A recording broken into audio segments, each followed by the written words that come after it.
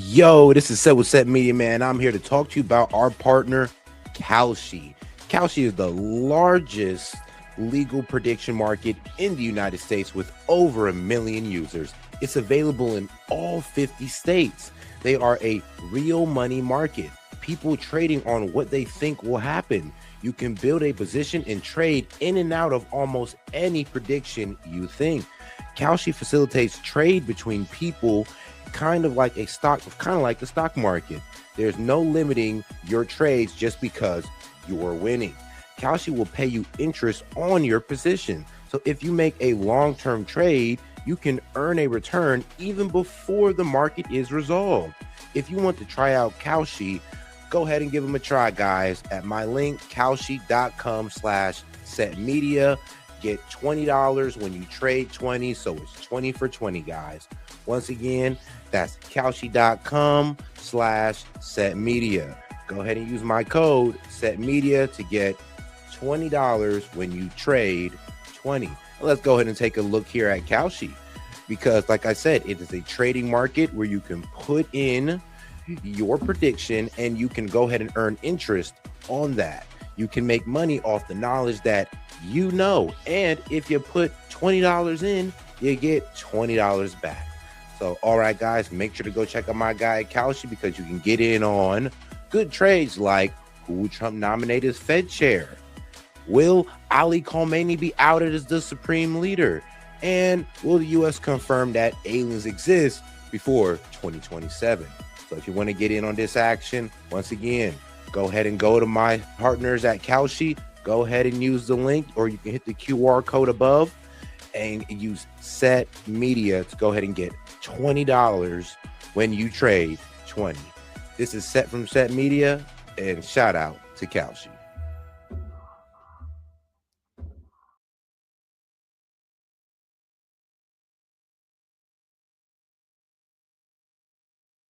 All right, sorry guys, there are a little bit of technical difficulties, but we're back. All right, guys, let's go ahead and get right back into it, to right where we left off. Sorry about that, guys, but let's not forget to double tap that screen on your way back in. We just learned, get this, the director of the National Counterterrorism Center, Joe Kent, has just announced he's resigning. CNN national security reporter Zachary Cohn is joining us right now. Zachary, what more can you tell us about this dramatic development? Yeah, Wolf, this appears to be a significant resignation at the senior-most levels of the Trump intelligence community. This is Joe Kent. He was the director of the National Counterterrorism Center. He appearing to post on X a resignation letter that he submitted, citing misgivings over the Trump administration's decision to launch its war with Iran. Now, Kent, in this letter, writes in part, quote, "As a veteran who deployed to combat 11 times and as a Gold Star husband who lost my beloved wife, Shannon, in a war manufactured by Israel, I cannot support sending the next generation off to fight and die in a war that serves no benefit to the American people, nor justifies the cost of American lives." Now, Kent, in his apparent post on X, does also seem to suggest that there was no imminent threat, that it has been used and cited by the Trump administration as justification for launching this war against Iran. He says that essentially, and like I said, I've been saying this for weeks, that there was no imminent threat to the United States of America. There was an imminent threat for Israel. Iran posed an imminent threat to Israel. No debate there. But Iran posed no imminent threat to the United States of America. And we pretty much got dragged in because of the imminent threat that Iran posed to Israel, not the United States. Administration manufactured this idea of an imminent threat, and that is part of the reason why he is deciding to resign from his post today. What? Let me read a little bit from this letter that he wrote to President Trump. This is Joseph. Yeah, so yeah, pretty much what I was saying is that, yeah, there was no imminent threat to the United States. Iran posed an imminent threat to Israel, not the United States. And that's just the fact of the matter. Their missiles are able to hit Israel, but not us. They don't have intercontinental ballistic missiles. They're not going towards a nuke. Like, one of the main reasons we're in this war is because Israel wants to destabilize Iran to take over the region. And that's just the fact of the matter. And even this guy knows that. Well, he should know it. Of an imminent threat, and that is part of the reason why he is deciding to resign from his post today. Let me read a little bit from this letter that he wrote to President Trump. This is Joseph Kent. He works for the Director of National Intelligence, Tulsi Gabbard. But he writes this. He says, I cannot in good conscience support the ongoing war in Iran. Iran posed no imminent threat to our nation, and it is clear that we started this war due to pressure from Israel and its powerful American lobby. I support the values and the foreign policies that you campaigned on in 2016, 2020, 2024, which you enacted in your first term.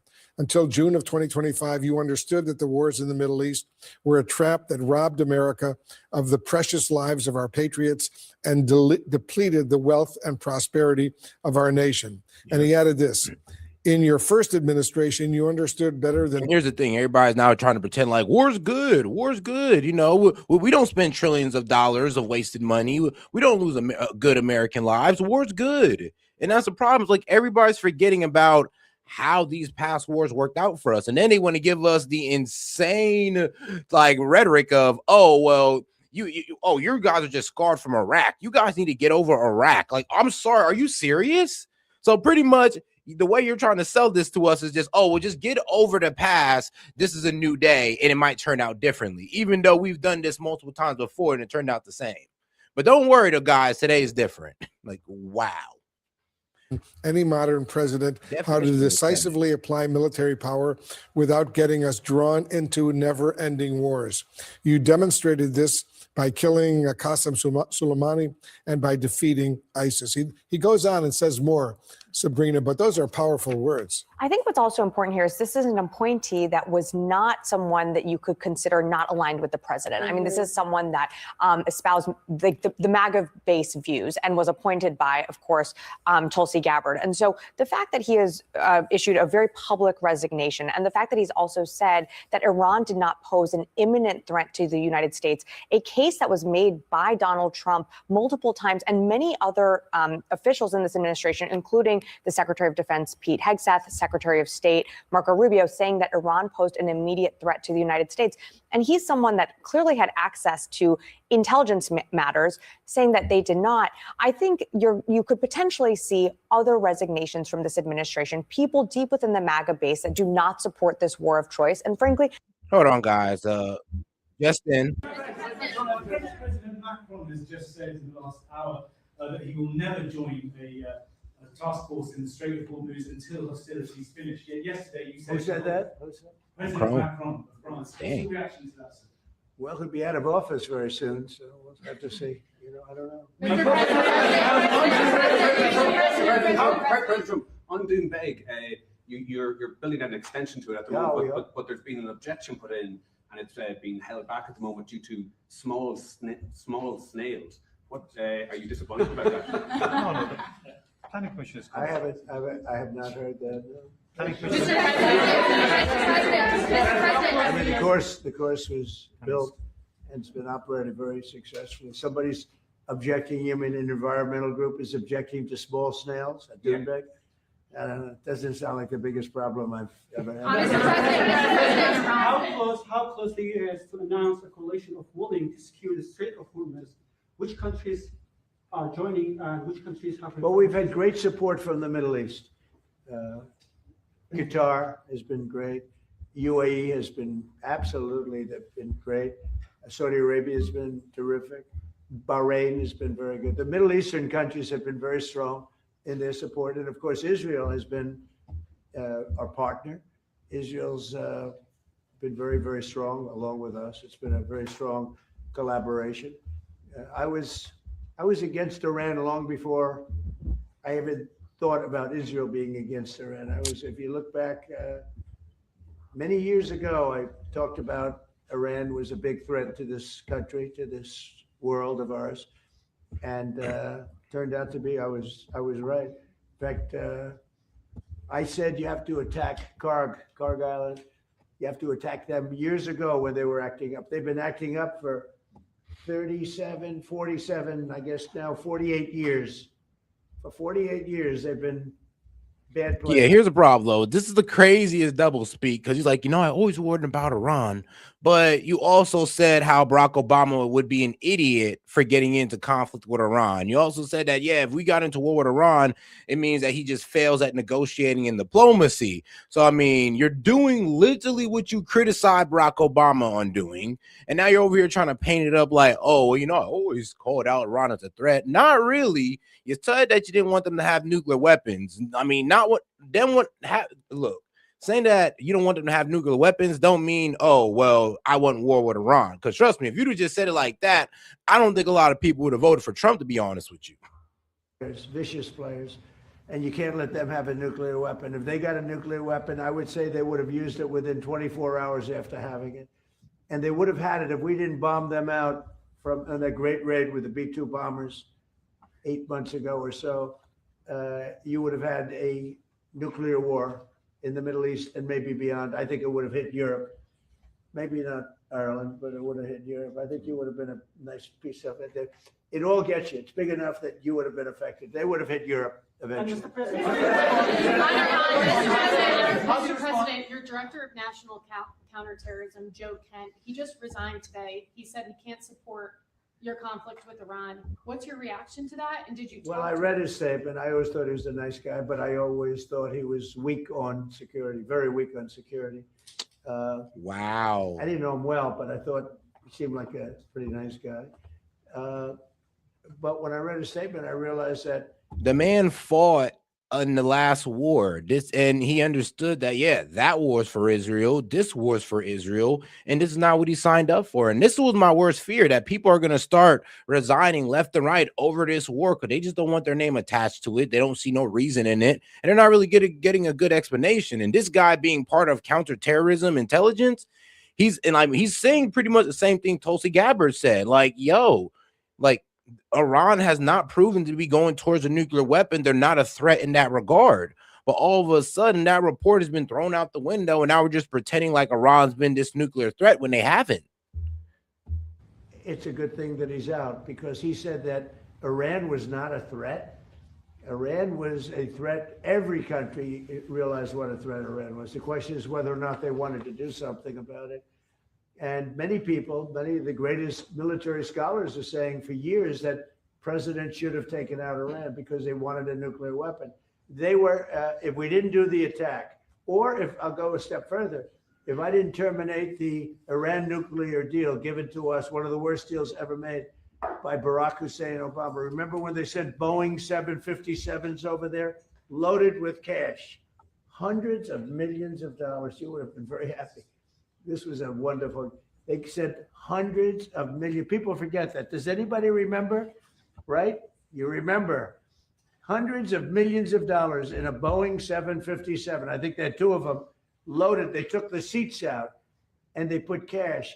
And it was so much that there wasn't a bank in Virginia, Maryland, or DC that had any money left. They stripped them of all their money, put it into place, sent it to Iran almost as ransom. That's not going to happen with Trump.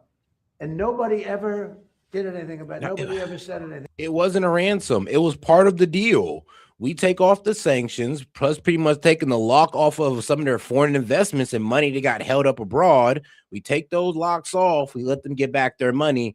And they promised us that not only can we inspect their nuclear capabilities, but that they won't go towards a nuke. And that was a pretty good deal. Until my man Trump ripped it up and didn't really have anything better for us, but I guess a war with Iran. Can you imagine if I did that? So they've been a threat for a long time, but they've really been a threat. If I didn't terminate Obama's horrible deal that he made, the Iran nuclear deal, you would have had a nuclear war 4 years ago. You would have had nuclear holocaust, and you would have had it again if we didn't bomb the site. So when somebody is working with us that says they didn't think Iran was a threat, we don't want those people, because, and there are some people, I guess, that would say that, but they're not smart people or they're not savvy people. Iran was a tremendous threat. And virtually every NATO nation, and this is the thing, if they told me it wasn't a threat and therefore they don't want to help, but when they say it was a threat and it was a major threat, every one of them, I think every one of them, I don't know of one that said they're not a threat, but when they say it was a threat, but we're not going to help, I think they're very foolish. You know, it's interesting. It's interesting because I could say this, that what's happening in Ukraine, we're probably in there for $400 billion. We don't spend any money anymore. They buy it from us and they pay full price. But Biden gave them between $350 and $400 billion of equipment and cash. Someday they'll have to find out about the cash. And you could say that wasn't a threat, you know, we're helping them. So we helped them and they didn't help us. And I think that's a very bad thing for NATO. Are there any repercussions for NATO, and are you still going to China? Well, yeah, on China, it's a little different story. We're resetting the meeting, and it looks like it'll take place in about 5 weeks. We're working with China. They were fine with it. We're going to say, I look forward to seeing President Xi. He looks forward to seeing me, I think. But I do look forward to seeing him. We have a good relationship with China. China actually has become economically for us very good, as you know. It's much different than it was in the past. And we have a very good working relationship with China. So we're making it in about 5 or 6 weeks. Repercussions for NATO for not supporting you on this? Any repercussions? Well, no, I just think that it's not good for a partnership when they say what you're doing is a great thing, but we're not going to help. You know, they say what you did is a great thing, but we're not going to help. Mr. President, in Iran because the Iranian regime is. But why would they want to help? And then let's be real, they're not even saying it's a great thing. They're really wondering why are we even in this? You're saying, oh, well, we were glad you hit Iran. Nobody's glad that you hit Iran. Not even the American people are glad that you hit Iran. So to sit here and expect the European countries to get into a war that we started or a conflict that we started is kind of insane. I'm not even going to lie to you, especially how we can't even, like I said before the show shut off, like I said last time, how do you expect these guys to work with us to take down or to open up the Strait of Hormuz? We have to strong arm them into a good trade deal. Remember that, into a fair one. But now all of a sudden they're just gonna, oh, don't worry, bro. We got you. I know we weren't willing to give you a good trade deal, but we'll go ahead and risk our military equipment and our soldiers for you. Yeah, we got you, bro. Like, what? News. If you put boots on the ground in Iran, it will be another Vietnam. Are you afraid of that? No, I'm not afraid of. I'm really not afraid of anything. Are you rethinking United States' relationship with NATO possibly being housed?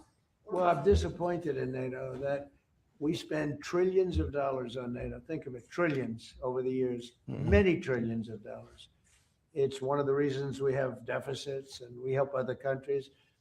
And when they don't help us, I mean, it's certainly something that we should think about. I don't need Congress for that decision. As you probably know, I can make that decision myself. I'd work with some very smart people.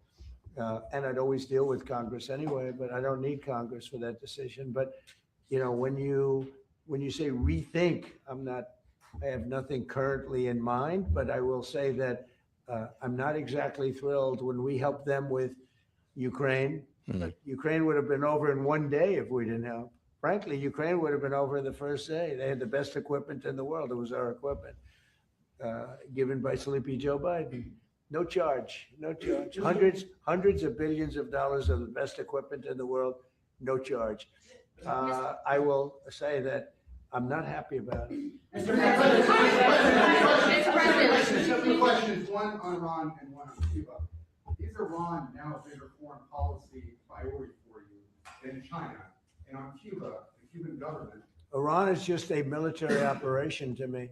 Iran is something that was essentially largely over in 2 or 3 days because the Navy was wiped out almost immediately. The Air Force came next. The anti-aircraft came next. I mean, we're flying over Iran. We could take out their electric capacity in 1 hour. We have there's nothing they can do right now because everything is knocked out. They have no radar, no anti-aircraft. They have nothing. And we don't, and it was a decision I made. We discussed it, Pete, Marco, JD, all of us, Chris, we discussed it. We can knock out their electricity in a matter of minutes if we wanted to. There's nothing they can do about it. We can knock out their oil in Cargill, and the only thing we didn't take down was their oil because. And I mean, look, it's great to hear Trump talk tough, but the problem is, yeah, if we take out Cargill, they're going to start striking all oil infrastructures in the Middle East. Then we're cooked. I mean, we can take out their power supply, but then let's not forget they can also start attacking the power supplies of the surrounding Middle East countries, including Israel. So like I said, this could be a tit for tat game that I don't think we want to play. That's why we're just talking tough. We're not doing, because if we could do all this stuff without no blowback, trust me, we'd have did it by now. But that doesn't seem to be the case. You knock out, I call them the pipes, very complex. But if you do that, it'll take them forever to rebuild, meaning whoever, and hopefully it's a sane group of people, but whoever it is, it's going to be running that, and we're going to try to get people that are going to run it well, and it's going to be a prosperous, wonderful place. It used to be, if you go back, it used to be the people are great, the people are smart and energetic, and it used to be very successful. Now it's a country run by fear. It's a country where they tell protesters, don't go outside, because if you do, we're going to kill you.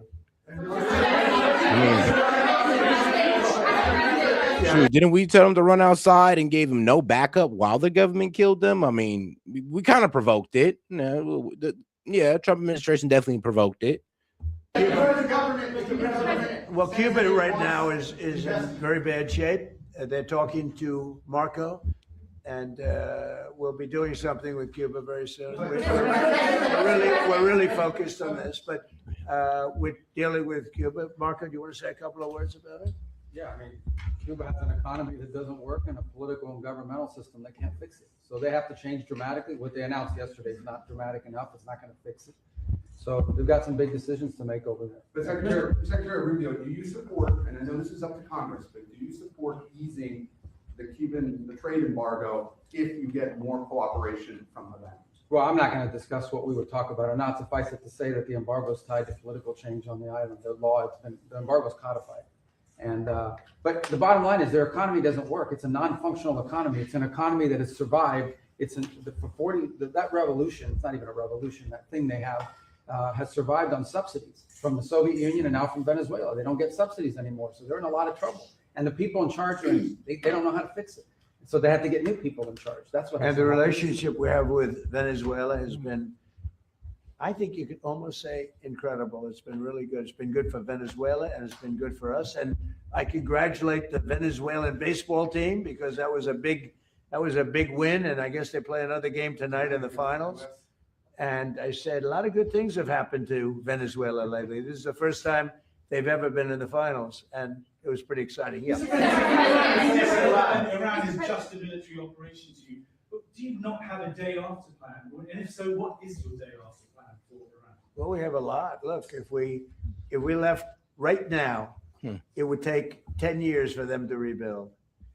But we're not ready to leave yet. But we'll be leaving in the near future. We'll be leaving in pretty much the very near future. But right now, they've been decimated from every standpoint. And again, we've had great support from countries in the Middle East, great support, but we've had essentially no support from NATO. What about your relationship with London? Has it been damaged by the fact that Keir Starmer isn't supporting you in this war? And has your opinion of Keir Starmer changed because of this? Well, he hasn't been supportive, and I think it's a big mistake. They make a lot of money on trade with the United States. I went out of my way, as you know, they couldn't make a deal with Biden because they had no real administration to make a deal, Biden. But we made a deal. We made a good deal for them, and frankly, probably wasn't appreciated. I do look forward to seeing the King. He's going to be coming, as you know, very shortly. But no, I was disappointed because Keir was willing to send 2 aircraft carriers after we won, because essentially there's no threat for the aircraft carriers right now. And I said, no, we want thing sent before the war, not after the war is won. So yeah, I'm disappointed with. I like him. I think he's a nice man, but bro, why do we need help on a winning war? Like that don't make sense. Like we're winning, but come on and help us jump Iran. Like we're kicking their teeth in and we're stomping them out. Come in and join in on it. First off, that just sounds fucked up. And second of all, I mean, why do we need help on a winning war? Like, why do we need to bring in help when Iran's supposedly a paper tiger? Like, you see the double speak here. You see that man right there? You know who that is? Churchill. That's the late, great Winston Churchill.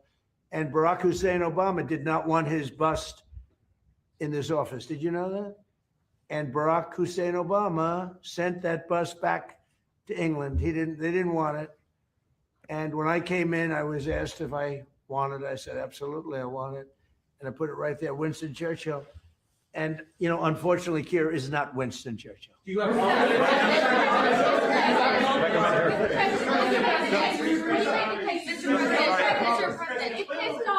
No, hold it.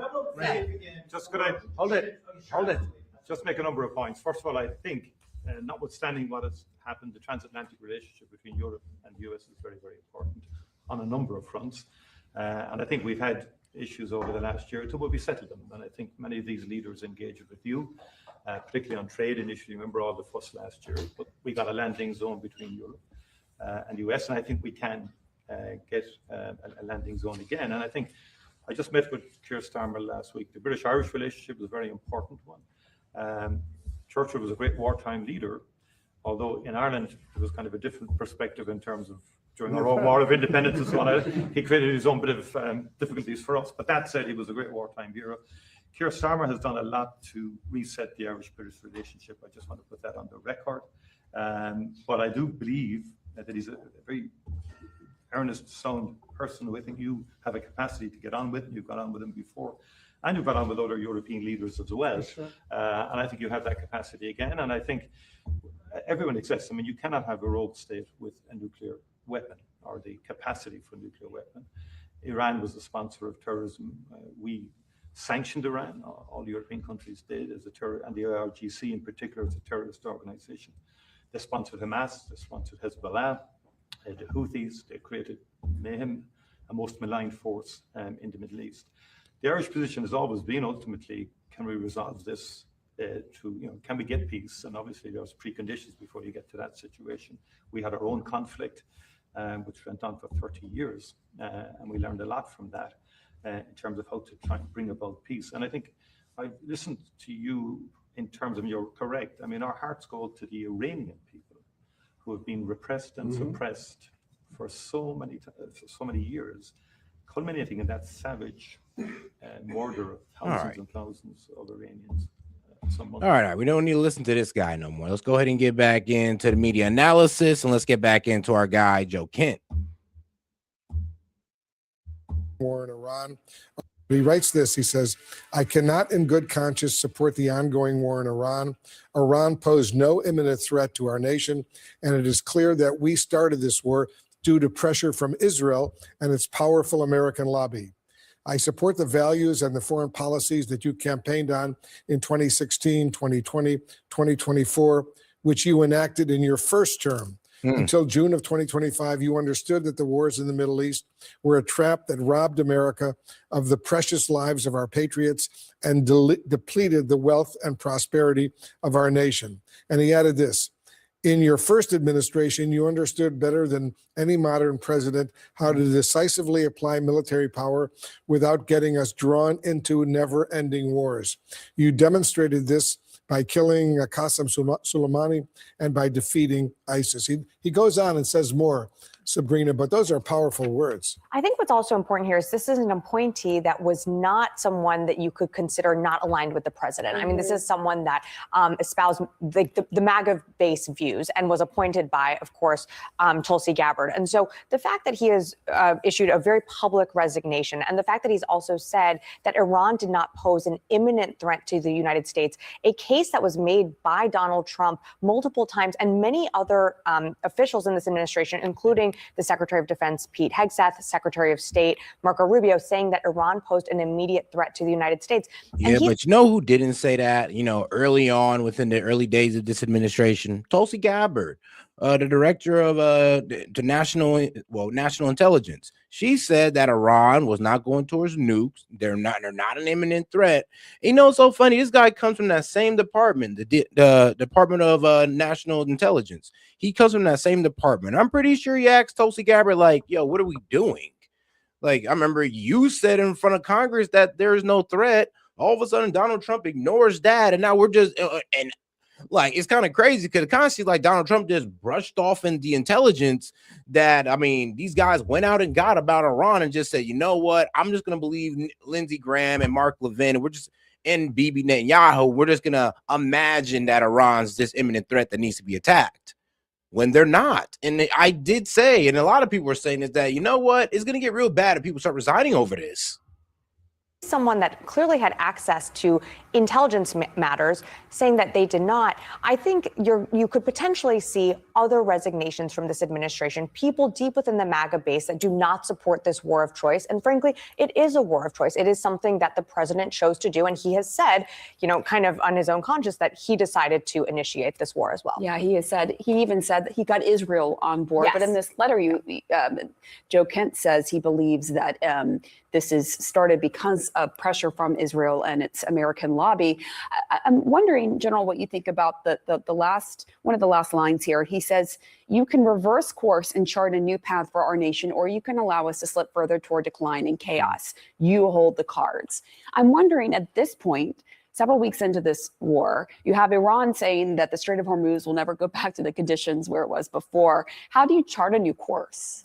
He needs to cut his losses, that being President Trump. He needs to cut his losses and shut this down as quick as he possibly can. That would be the best thing at this solution. I'm not sure if he's got the capability, the wherewithal to actually do that politically.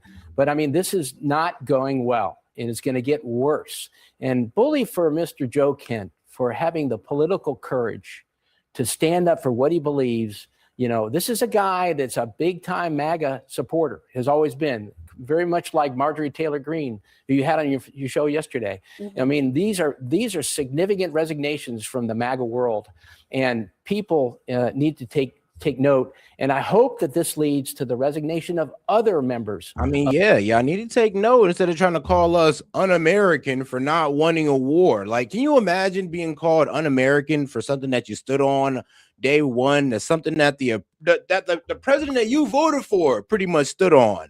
Then all of a sudden, bro, now that Trump goes into war, all of a sudden y'all just walk that back. Now war is good, Muslims bad, all this wild stuff that was never said during the election. I mean, let's be real here. But I'm the guy for having some integrity, for having some consistency, unlike the rest of these guys. Because, I mean, it's kind of pissing me off, low-key. It's like people were literally going like, oh, well, I'm anti-war until, well, sadly, I know my man Monty said this, but I'm pro-war until I'm anti-war until we're at war. And I'm just like, bro, be consistent across the board. Are you anti-war or not? Do you want to see our tax dollars wasted and lives lost for no reason or not? Because once again, we're in a war that's not within our best interest, but we got the administration scrambling, searching for what's in our best interest. This is not it. This goes against what people voted for. And I can see why people are not really believing in Trump no more. You went against your biggest problem that's shooting all your accomplishments in the foot. And we're just supposed to sit here and be okay with it. And when we call it out, oh, we're un-American. Like, bro, kiss my ass with that bullshit. Of the administration, because he is absolutely spot on target. This is not in the best interest of the United States to continue this war. And President Trump needs to shut it down as quickly as he possibly can. Let me read another sentence or two from his resignation letter. As a veteran who deployed to combat 11 times, and as a Gold Star husband who lost my beloved wife Shannon in a war manufactured by Israel, I cannot support sending the next generation off to fight and die in a war that serves no benefit to the American people nor justifies the cost of American lives. Yeah. No, I mean, we've already seen 13 American service members die in this war. Over 200 have been injured, and their conditions have ranged from very serious to some have been returned to duty. But I think, we've heard Pete Hegseth say this time and again, that more Americans could lose their lives. And I think this letter makes it very clear.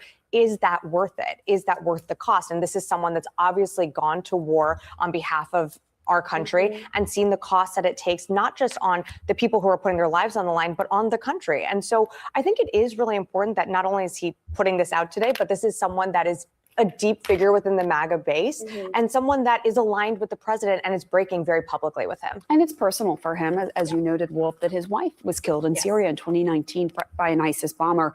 I just want to go back to you, General. Clearly, you don't agree with this war. But at the same time, Israel is saying that it has taken out more top Iranian officials, including one who has been overseeing a lot of what Iran has been doing in its counterattacks. And I just wonder if you see any progress, any benefit so far from this war in terms of safety toward the United States because of some of the people who have been taken out. First of all, I commend the military performance thus far in the war. I mean, it's been superb. And look, no one's shedding any tears for the Khomeini's demise and a new Ayatollah and the aggressive nature that they have had towards in the region and been a threat in the region. I mean, I'm all for doing something about the Iranians, but we were not provoked. And the problem here is that we're in the middle of a long war, at least a long war for them. I mean, I remember what Henry Kissinger said about Vietnam. He said that, the Americans will lose by not winning, and the Vietnamese will win by not losing. The Iranians just want to sustain themselves, stay in power as long as they possibly can, continue to harass the United States, like attacking Baghdad and the embassy there and whatnot, and stay alive long enough so that they can claim victory. And that's what they will do if they do this long enough. Let's go actually to the White House, where we're going to find our Kevin Liptak, who's been tracking any responses coming from the administration. What's the latest, Kevin? Yeah, nothing official yet from the president, although we're expecting to see him any moment now in the Oval Office with the Taoiseach of Ireland. He's here for St. Patrick's Day. But you do hear, officials who are within the Trump orbit beginning to sound off on this. One former White House official described Joe Kent as an egomaniac, someone who is resigning this position in quite a high-profile fashion. And I think that is probably along the lines of what we will hear from the president if and when he decides to respond to this. But I do think we already heard from the president. He said, well, he was a bit weak on security. And I'm just like, bro, you serious? Like, first off, I doubt that he was weak on security. And remember, you didn't fire him, so he wasn't bad at his job. Obviously, you'd have fired him if he was so weak on security, or Tulsi Gabbard would have got rid of him if he was so weak on security. He resigned on his own. He didn't need nobody to push him. He just said, look, I'm not standing for this war. We've been down this road before. I personally walked the path before, and I'm not doing it. And respect to him. It will be difficult for him to entirely dismiss this resignation as someone, with Trump derangement syndrome, as someone who is a Trump enemy, as he does so often, just because Joe Kent has so often aligned himself with the president. He is of the MAGA wing of the party. That's how he ran as a candidate for Congress 2 times in Washington state. And it is why he was selected for this position in the first place. His confirmation was not an easy one by any means. He was, very narrowly confirmed by the Senate. And this is the sad state of MAGA right now. Like, real MAGA is getting pushed out and warmongers are getting pushed in. This is the state of MAGA. It's like we've been infiltrated and taken over. Like, all the real America First guys, all the real Make America Great guys are gone now. It is now filled with a bunch of warmongers like Mark Levin, Ben Shapiro, and Sean Hannity, sadly, even though I kind of like Hannity. And all of these questions about conspiracies around the 2020 election, about potential ties to white nationalists, all arose in his confirmation hearings. And for all of those reasons, I think it will be difficult for the president to sort of entirely distance himself from this individual who is now coming out very publicly decrying some of the perceived rationale for the war in Iran. And I do think it will also put in a very difficult position Joe Kent's boss, the director of national intelligence, Tulsi Gabbard, who has espoused, in previous lives, the very same positions about questioning the adventurism of previous iterations of the Republican Party, questioning nation-building pursuits. She, too, was a veteran, just like Joe Kent. And so putting her, I think, in a difficult position. But certainly we expect to hear from the president very soon, and hopefully he will be asked about all of this. We'll see what he says. All right, Kevin Liptak, thank you very, very much. I want to bring in CNN K-File senior editor Andrew. All right, let's go over to the BBC on, let's see here, what Iranians are being told about the war. State media in Iran announcing the beginning of the war when US and Israeli airstrikes hit Tehran. شاهد برخاستن ستون‌هایی از دود در نقاطی از شهر تهران هستیم. It was quick and decisive, typical of news outlets, but it wasn't long before facts were muddled with falsehoods and half-truths. Later that day, Israeli Prime Minister Benjamin Netanyahu suggested their joint forces had killed Iran's leader Ayatollah Khamenei at his home.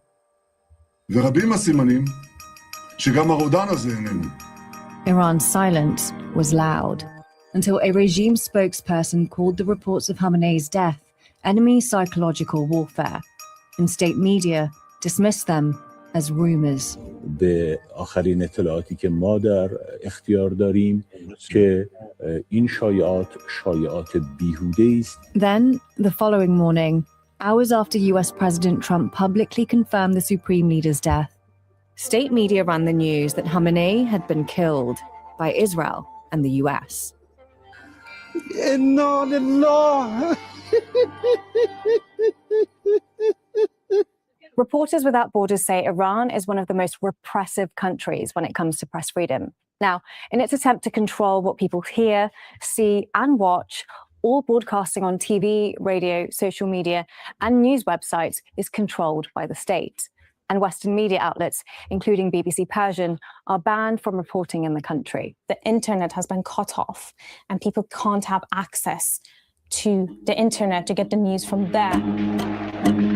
It has been like this for decades, since the birth of the Islamic Republic in 1979. All right, now come on now, that's cap. That's cap. It's been repressive and authoritarian since then? No, quit lying. It's been oppressive since the Shah as well. Like, they had a secret police, they was cracking down on people as well, but y'all just wasn't filming it because, well, that was y'all guy. That was y'all guy. But as soon as somebody else does the same thing, y'all mad because it ain't y'all guy. It ain't the guy that you wanted to be in power. Like, come on now, let's actually tell history the way it is. And I think in Iran, censorship is the lock and disinformation is the key. And it doesn't let the people see exactly what's going on inside the country. Yo, and shout out to my man Monty. He says, how is it unprovoked when the guy literally just said Iran just wants to keep harassing the U.S.? Because that's cap. That's the cap part about it. How did Iran want to interfere with the U.S. when we're the ones that have been escalating with Iran? We're the one who've attacked Iran first. We started this war. So it's just kind of really hard to sit there and say, oh, Iran was harassing us? Like, please do tell with what? What, their nuclear capability that they were trying to give away? Like, I'm a bit confused by that. Like, this was an unprovoked war. We could have did this the diplomatic way, but we just decided not to. Remember, this all started because Israel said we're going to go in and strike Iran, not because we wanted to go in there and strike them. That's why a lot of guys are saying this is unprovoked. Remember, the guy Joe Kent just resigned over the fact that he's like, yeah, Iran posed no imminent threat. And you want to know where Joe Kent was working at, my Monty? Bro, the Department of National Intelligence. So he knew a lot more about this subject than most people.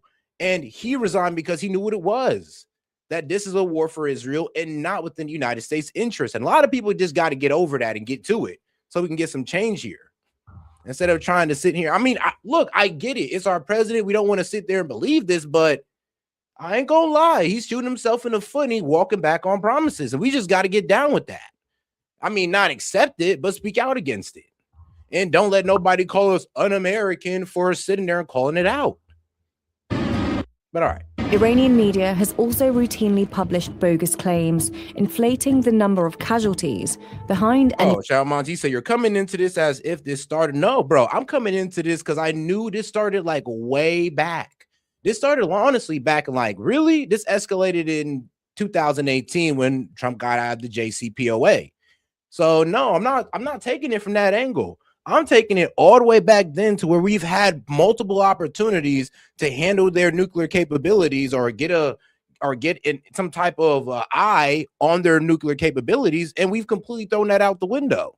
And we had a good deal with them until we went back on it. And nobody wanted to address that for some reason. That's one argument nobody's really able to address without low-key moving the goalposts. When I sit there and I tell them, hey, yo, we was in a pretty good deal with them, and we stepped out, we put the sanctions back on them, we put hardship on their economy, that's pretty much an act of aggression right there alone is decimating their economy with the sanctions, and we expect them to play fair with us? So we're the ones that ruined diplomacy on that part right there. And even when we've tried to work things out with them, we want to move the goalposts talking about ballistic missiles when it's supposed to be about nuclear capabilities. This is why it's unprovoked, because we were the ones provoking Iran. That's just the fact of the matter, sadly. He says, so Trump never said, I'm going to bomb the shit out of them. So that is how Trump is going back on his campaign. Yes, that's Trump going back on his campaign promises, because he said no war with Iran. We don't no new wars in the Middle East. It's like, bro, you're going off of one clip where he said, funny ass clip where he said, I'm going to bomb the shit out of them, to the multiple times where he said, no new wars, no new conflicts in the Middle East. Barack Obama is incompetent for even trying to get into a conflict with Iran. All this stuff he said. And now, we're just going to go back to that one clip. That's what I'm saying. That's running cover unnecessarily. When we know what this man ran on, we understood no new wars. Everybody understood that. This is why everybody's mad. Like, to sit there and say, I'm going to bomb the shit out of them. Under what context? Under what context did he say that? What, over Iran? Because let's be real then. I mean, like, I'm gonna be honest with you. I don't think a lot of people would have voted for Trump if it was just, oh yeah, he's gonna go to immediate war with Iran. Because after even he said that, he said multiple times that, no more wars in the Middle East, no war with Iran. So we just can't double back just because he says I'm gonna bomb the shit out of him one time and just say, well, he did say he was gonna bomb the shit of him, so you should expect a war with Iran. No. We all knew when he was saying that he was hoping to threaten them into a diplomacy. He didn't really want to go to war with Iran. But I get where you're coming from with that, but I just don't see it. A lot of people don't see it, Monty. A lot of people do not see it like that, because if you understand the history, you can see how this is an unprovoked war. And at this point, people in the administration that know better is calling it out.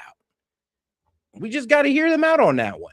Like, what are we going to do? Call Joe Kent un-American when he did 11 tours? What now? Lines. How far are we One such report claimed that Iranian forces had killed or injured 650 American personnel in the first 2 days of the war. But shout out my man Monty, though. Yeah, but shout out for Monty for coming in on Rumble, though, because he's on Rumble right now, so that's why you ain't really seen his chats pop up. But shout out to my man Monty. At the time, the Pentagon had confirmed only 6 soldiers had died. New technology is also helping state media. This video, showing the aftermath of a strike in Bahrain, was posted online by the Iranian state-owned English-language news outlet, Press TV. But it's not real. It was made using AI. A closer look, and these two cars are dissolving into one another. A reverse image search brings no credible reports of the hit. Instead, it brought up another version of the AI video. Like much of the AI-generated content about the war that's flooded social media, it's unclear who made it and where it came from. Well, a lot of AI They have a narrative they're pushing, which is that they are quite victorious, their military is very strong, and so we've been seeing various different examples of AI-generated content coming out of state media, X accounts, Telegram channels. What I want, Monty, what are you saying? Come on, bro. He's like, I think it's really easy to hear what you want when dealing with politics. Monty, what do I want? What do I want, Monty? Please tell me. What do I want? Because I can tell you what I want, but I need to hear it from you. What do I want then out of this? Please. Because now I'm not sure you're even getting what I'm truly saying at this, or you're trying not to get it. Because tell me, what do I want? Because I'm pretty sure if you're honest with yourself, you're going to see what I want is pretty damn reasonable. That kind of show either fake or exaggerated examples of their attacks against, U.S. air bases or Israeli targets. But the information space is distorted even by the regime's critics. When Iranian state media reported the funerals of 160 children and staff, killed in what experts say was likely a U.S. operation targeting a military base close to a school in southern Iran, opposers of the government claimed that this view from the mass funeral was AI manipulated. The government's track record of feeding kernels of truth alongside lies has sown doubt amongst many. Except this time, their reporting was factually correct. This wider shot shows the area surrounding the graves. Within the image's metadata are the coordinates for where it was captured. We geolocated it to a cemetery roughly 3.7 kilometers away from the school. Okay. Satellite imagery shows that these trees, the road layout, and this nearby building match those visible in the footage. Other satellite imagery from the day after the funeral provides a clear image of the graves. AI manipulation. The denial and inflation of deaths. These tactics aren't new. Jesus. But in the state's attempt to display its might internationally. Oh, do me a favor, guys, and double tap that screen like the video, guys. I guess the algorithm, I got to dust off the algorithm because I was off for a couple of days. So it is what it is. So let's go ahead and double tap that screen.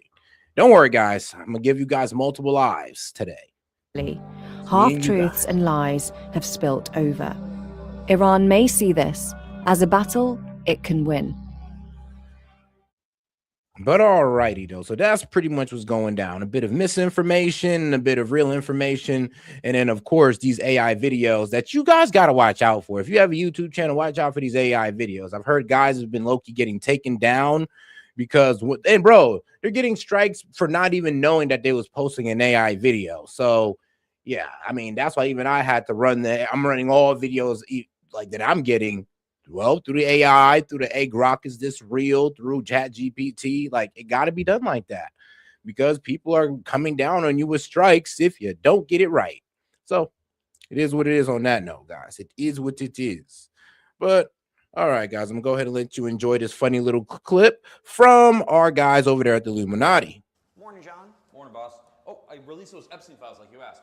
Otto von Blackrock here, CEO of the Illuminati, and I have to admit, we had some slip-ups. You said to send to the DOJ. I said shred by end of day. What the? But now here we are scrambling to come up with something to distract everyone from all this. What if instead of 9/11 we did 9/12? No, we don't have the budget for that. What? Spend it on that Dave and Buster's are building in the Gaza Strip. Oh yeah, I forgot about that. It's been hard on our staff. As you can imagine, tensions in the office are rising. My job is to develop the new pandemic. I don't work with the Don't files. forget the 5G chip this Oh time. my so we God. have to make a Everyone 100 knows different that strains. Omicron was way more effective. And for everyone who was allegedly involved, I just think it's important that we hear their side of the story. Boss, they just put out some more photos. They did what? Let me see that. Oh my God. You know what? You go to one cocktail mixer. What you got there? Little care package for Ghislaine. Yeah, she's having a rough time. Yeah, nothing like a little pizza and grape soda can't fix though, right? And my hope is that our investors understand that in a time of crisis, tough decisions have to be made. How do we explain this to our shareholders? Guys, what do you think we're gonna do? What? Oh, shit. Oh, it's Prince Andrew. Andy, hi, hey. Oh, you're here. You are out front. Wonderful, he's in the office. I will meet you out front right now. Layoffs, they never get easier, guys, never get easier.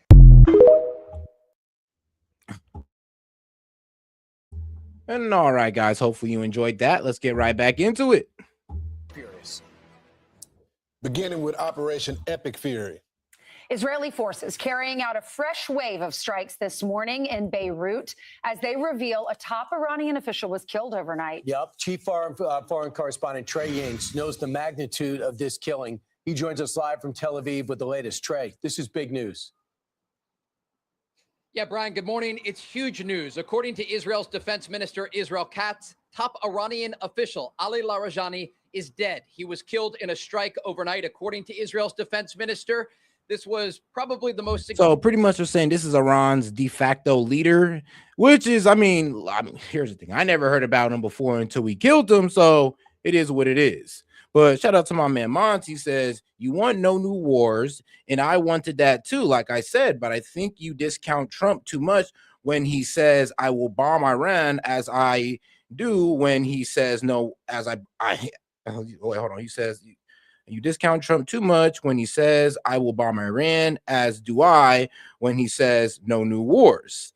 Like, Monty, you got to understand Trump's, I don't know, maybe you don't notice, but a lot of reasons why people got along with Trump, or maybe, like, I would say maybe it's just me, but there's a lot of people who got on with Trump because we wanted no new wars because we seen the fallout from these wars.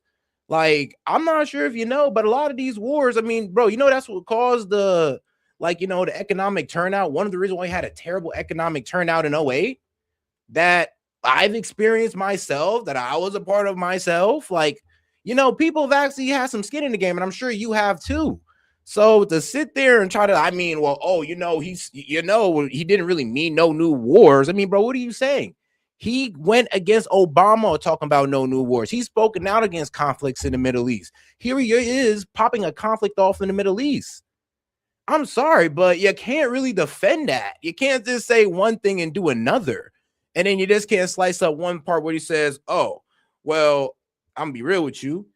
Bombing Iran, people disagreed with it, but it wasn't a drawn out conflict like it is. And even then we was like, well, this might escalate into a drawn out conflict. We might have killed negotiations with Iran and trust.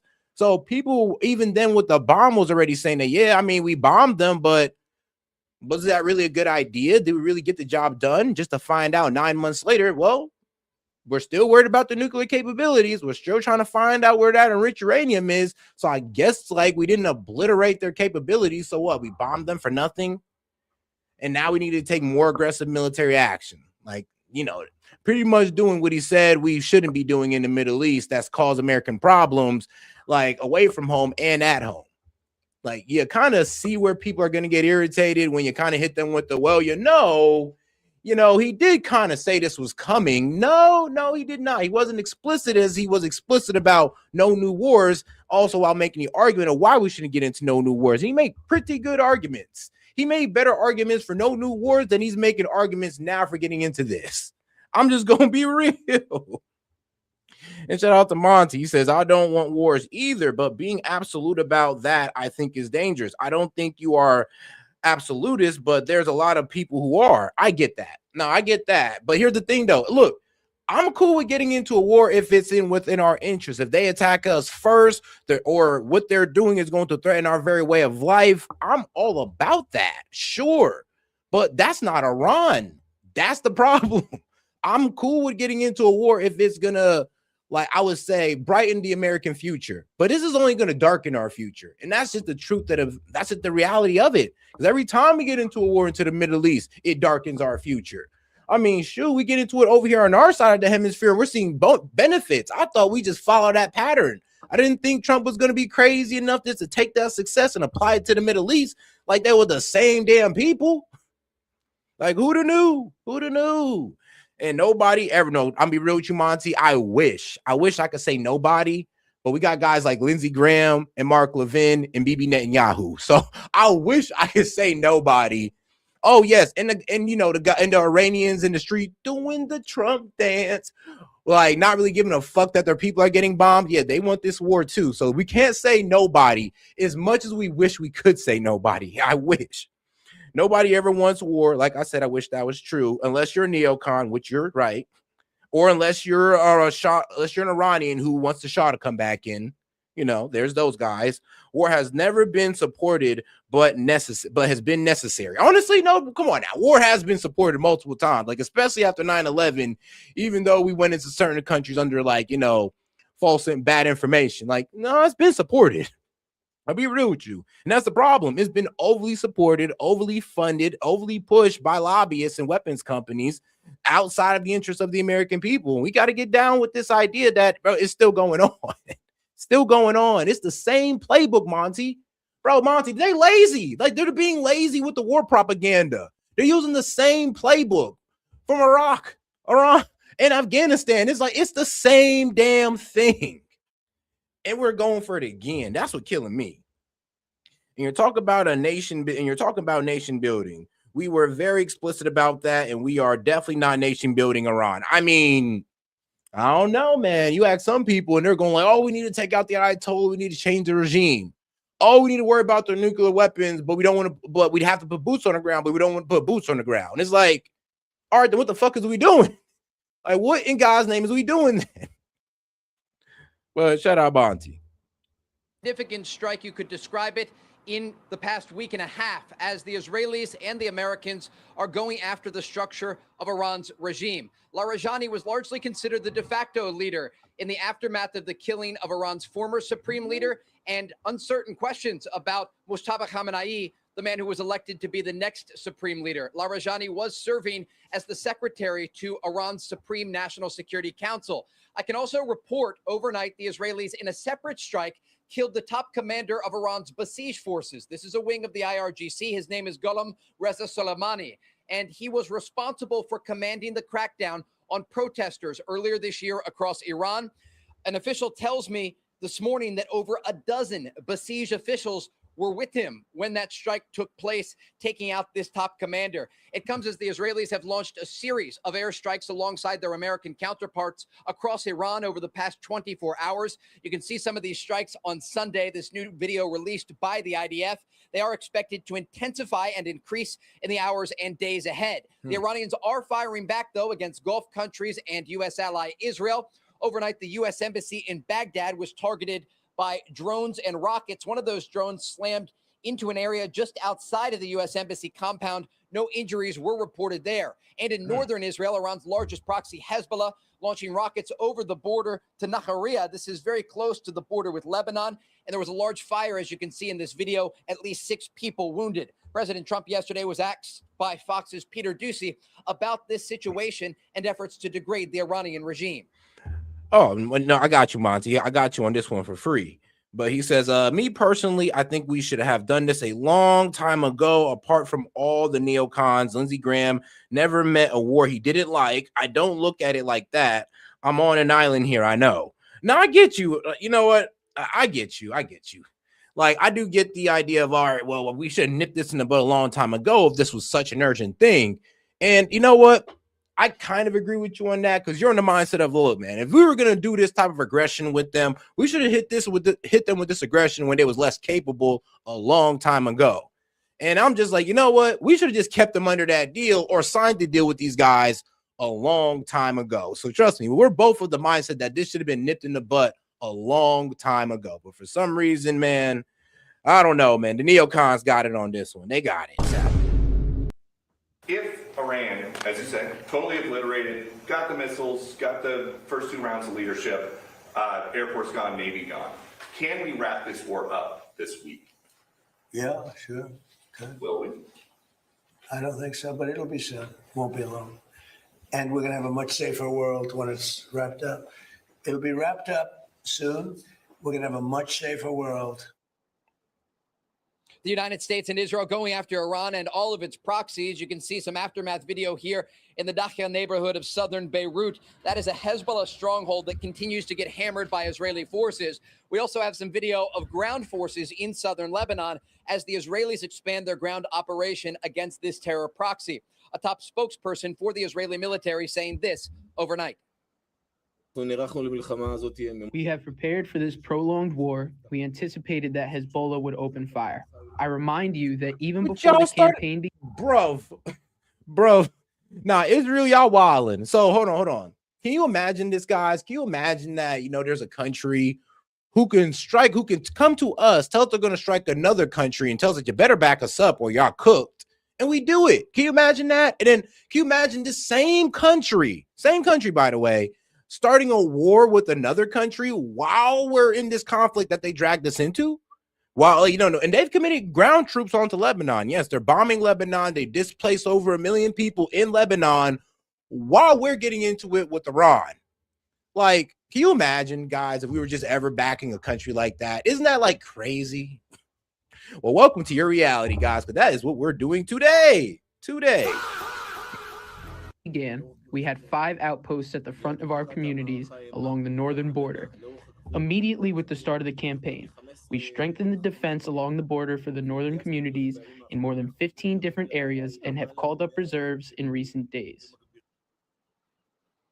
A lot of developments here, but again, the headline today, Ali Larijani, a top Iranian official, killed in... shout out my man Monty coming in again from Rumble Ran on Rumble. And guys, make sure to follow me on Rumble as well. He said, zoom out of the region. I think this will be good for America. And I think if you agree with this, okay, hold on. Let me think about that. He said, I think if you agree with this, should have happened a long time ago. I think better late than never. Thanks for the free read. Of course, I got you, big dog.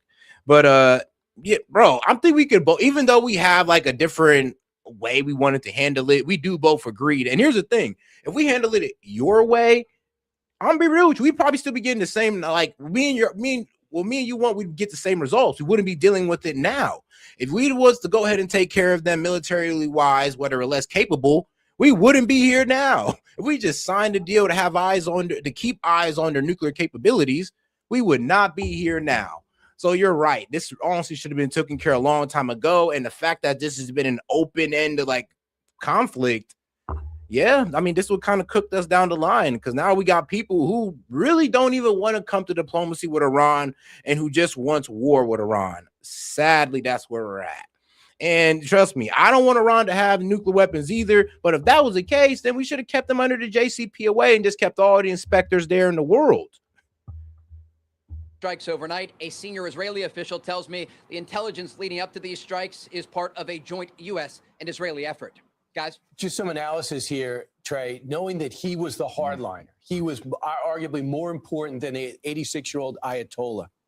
And you have the president who is no more of an intellectual, a scientist, who is more of a moderate. With Larijani out of the way, do you believe the character of what's left of the Iranian administration and their decision-making changes? No, I'm weak. This is a great question. And look, hey, yo, shout out to the lunatic libertarian for sending 4 happy poos for 10 joules for the happy poo for 10 joules. All right, that's funny. Larijani, again, was considered one of the last major well-known hardliners. There are a variety of Shia clerics and others who help to support the Iranian regime that is splintered in many areas. But when we think about who's left and who's in charge, it's a major question right now. And we saw just a number of officials on Friday at Quds Day in Tehran walking through the streets. And Larijani was giving live television interviews, almost flaunting to the Americans and the Israelis that he was able to walk freely among the Iranian capital. And then just days later, he's targeted and taken out in a precision strike. As for who's left, we do have President Masoud Pezeshkian in terms of a more moderate official, but he was largely on the political side. Not here's the thing, though. This guy, I mean, there's a lot of top Iranian officials. I'll be real with you. Remember, we got a whole bunch of clerics that choose the next Ayatollah. And I mean, let's be real. We ain't really getting rid of the, the Ayatollah or this whole supreme or this Islamic, what was it? The Islamic Republic. That little government they got going on in Islamic Republic democracy, which is hilarious to say, by the way. No, an Islamic constitutional republic is what they have. Yes, Islamic constitutional republic is wild as hell to say, but that's what they got. And yeah, this guy right here is not really stopping anything. As much as I wish it did, yeah, taking this guy out isn't really stopping anything unless we're like taking out all 88 of those clerics plus any other board members or, well, any clerics out there that's able to choose a next leader and that's able to maintain the government. Ties to the IRGC and some of these commanders that have been taken out. But again, I think the major question here that we have to look at, who is in charge of Iran at this moment and who is commanding these forces in the field who are still launching drones and missiles at Gulf countries and Israel. And so the question remains, who is in charge? And we still do not know the condition of Mostasha Khamenei, who is considered to be the supreme leader at this moment. President Trump yesterday questioning whether he is alive or dead. Trey, have we gotten any answer? I know the late supreme leader that was assassinated by Israel had this plan for all these little forces to essentially operate independently. Is that still happening in Iran? Or is this supreme leader, this new supreme leader, the son, running things that we haven't heard from? This is a great question, and the answer is yes. Iran has a mosaic defense. They prepared for this war, understanding that the United States and Israel would take out their top officials. And so they have a number of people who can fill the shoes of these individuals, but they're less experienced and they don't understand the command structure as well. And so that is why the Iranian the structure of the military apparatus is really in disarray as the United States and Israel are decimating the regime. But when we think about the officials who have made comments in recent days, and we look at officials like Masoud Pezeshkian, the president, or Iran's foreign minister, there were often times over the past week where they were saying, we have told our forces, do not fire at our friends in the Gulf. And then minutes later, Iranian forces fired at their friends in the Gulf. And this speaks to the inability of the Iranian leadership that has been decapitated to order ground forces to do what they want. And if they can't stop them from firing on countries who are offering mediation and support, in some cases like Oman, of the Iranian regime at the negotiating table, it raises real questions about Iran's ability to continue the fight in this war, especially given the fact that, according to Secretary of War Pete Hegseth, the United States has taken out Iran's production capability. And so they're still firing missiles and drones, but they don't have the ability to create more. I mean, yeah, see, look, we destroyed all of their on base, like all of their above ground facilities. But if you don't think Iran's making, drones 120, I don't know, 200 feet underground, you're tripping, because that's what they're known for. They're known for pulling military assets underground. That's literally what they're known for. Most of their ballistic missiles underground where they can't be touched. So yeah, that's like if you're wondering why how they're still able to fire while we're decimating their on defense or their on ground systems, well, that's how. Like, they're building stuff underground and they'll peep up, shoot, and go right back in. But not all of their defenses or their missile launchers can do that. Not all of them. Actually, I've seen them I've seen the breakdown of them, and they can only fit one missile launcher or one missile defense system at a time. And that's it. So, I don't know. They're kind of cooked on that note, because if we keep decimating their on-ground forces or their on-ground launchers, then I'm going to be real with you. You're right. It is going to extremely decimate how much they can send off. The only thing we can't really stop is the drones, because I'm going to be honest with you, the number of those get sent off, that you just need one truck out there and you done sent off at least 12 of them, maybe more. A missile, you got a couple guys pop out, shoot 3 missiles, go back in. But the drones, those are I guess, easily accessible and easily launchable. We got almost 3 hours, but they're all, as Steve Woodcock says, he was texted by the foreign minister. And shout out to Monty, says, bomb them into submission or until they're all gone. I don't negotiate with terrorists. That's what you do with extremists. Remember, we don't want our kids to do meth. I'm crying.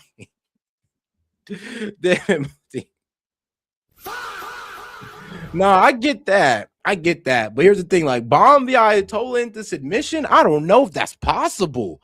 Bro, they're cheering in the streets, talk about Allah Akbar while missiles are being dropped behind them. These are not people we can bomb into submission unless we're just trying to eradicate half of Iran, and Lord knows that's not the plan. So that's what I'm saying. Bomb them into submission, I just don't think is easy. And here's the thing. We might actually have to negotiate with terrorists. We have before. Shoot, we've even funded terrorist groups. So, F it. It's not like we ain't did it before. So we do negotiate with terrorists. We just pick and choose what terrorists we negotiate with. And these are terrorists, sadly, well, we might have to start negotiating with. Because if we're not willing to put troops on the ground, it's impossible to bomb them into submission unless we're willing to drop a nuke on them. Then, if we're not willing to take those two extremes, then we are going to have to negotiate with terrorists, sadly. Let's talk. And the foreign minister goes, that never happened. And Trey, what about the Starlink issue? What about the residents there? How much do they know of what's going on? Because I know it's state-run TV. In terms of what's happening on the ground, this is a very important thing to discuss right now, because there are questions about whether or not people could take to the streets in Iran, like we saw earlier this year, given the fact that many of these besieged commanders, including the man responsible for this entire wing of the IRGC, have been taken out in recent days and weeks. There is a concerted effort by the Iranian regime and what is left of it to go door to door and try to find people who have Starlink and the ability to communicate with the outside world who may express their disdain with the Iranian regime. But when we think about the situation on the ground, we also have to consider what the people want. And there are so many people who are afraid. They're concerned that even now, given the current environment, if they go to the streets, they're worried that they could be shot by security forces. And President Trump said earlier this year that there were 32,000 people. No, that's a reasonable fear, bro. I'm sorry, but you know how dangerous it is for somebody who's against the Ayatollah to go out there? I'm sorry, but remember, the people who were cheering for United States to get involved, remember, they're kind of, don't you think they're going to be the people who's blamed for America bombing, you know, the girls' school, you know, Tehran, where people are losing their homes, losing their lives? You think those people aren't going to catch any blame for this? Really think about that. So, yeah, it'd be pretty dangerous for those guys to go outside while a bunch of Shia Muslims are outside talking about Allah Akbar while bombs are going off, and you're going like, overthrow the Ayatollah, bro. They're going to hang your ass. They're going to publicly behead you, okay? So let's not try that. And, I mean, that's the thing, too, why I also didn't like us getting involved in their politics, because now we've radicalized all of Iran against those people specifically. So those people, like, they either better get the fuck out or shut the fuck up, or they're going to lose their life. Out.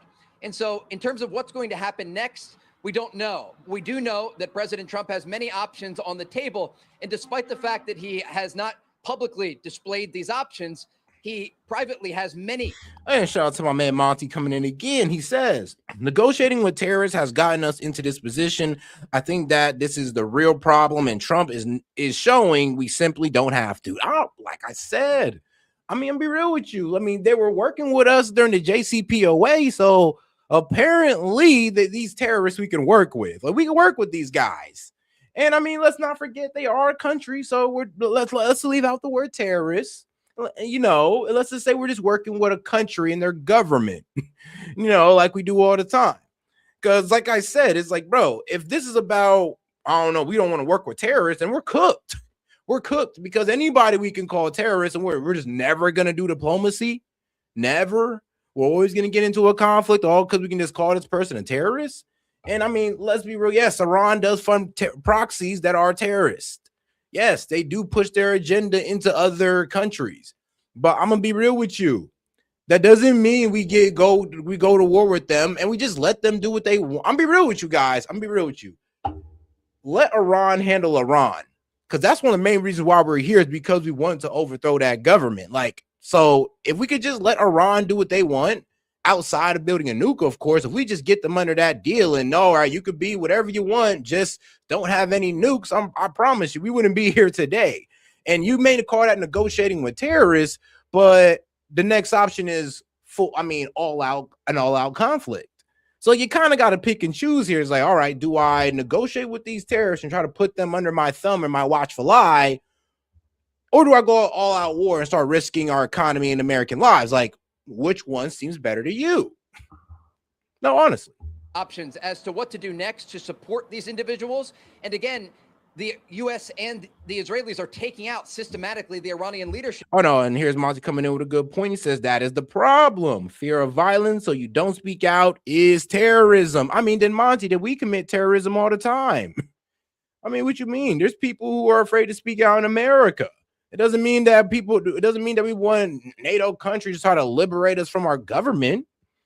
So here's the thing. I mean, if that's what they want to do in their country, leave it to them. But I don't care. We just don't want y'all to have nukes. If y'all want to have if you want to have Sharia law and you want to say F women's rights, okay, whatever. I may disagree, but it's your country. We just don't want you having nukes. And that's what we just got to stick to. We keep moving the goalposts, and this is what's fucking us up. Like, who cares? We just don't want y'all to have nukes. If y'all want to fund y'all proxies against Israel because you hate them, whatever. Israel will handle you guys on that note. We're out of it. We just want to make sure you sign this deal.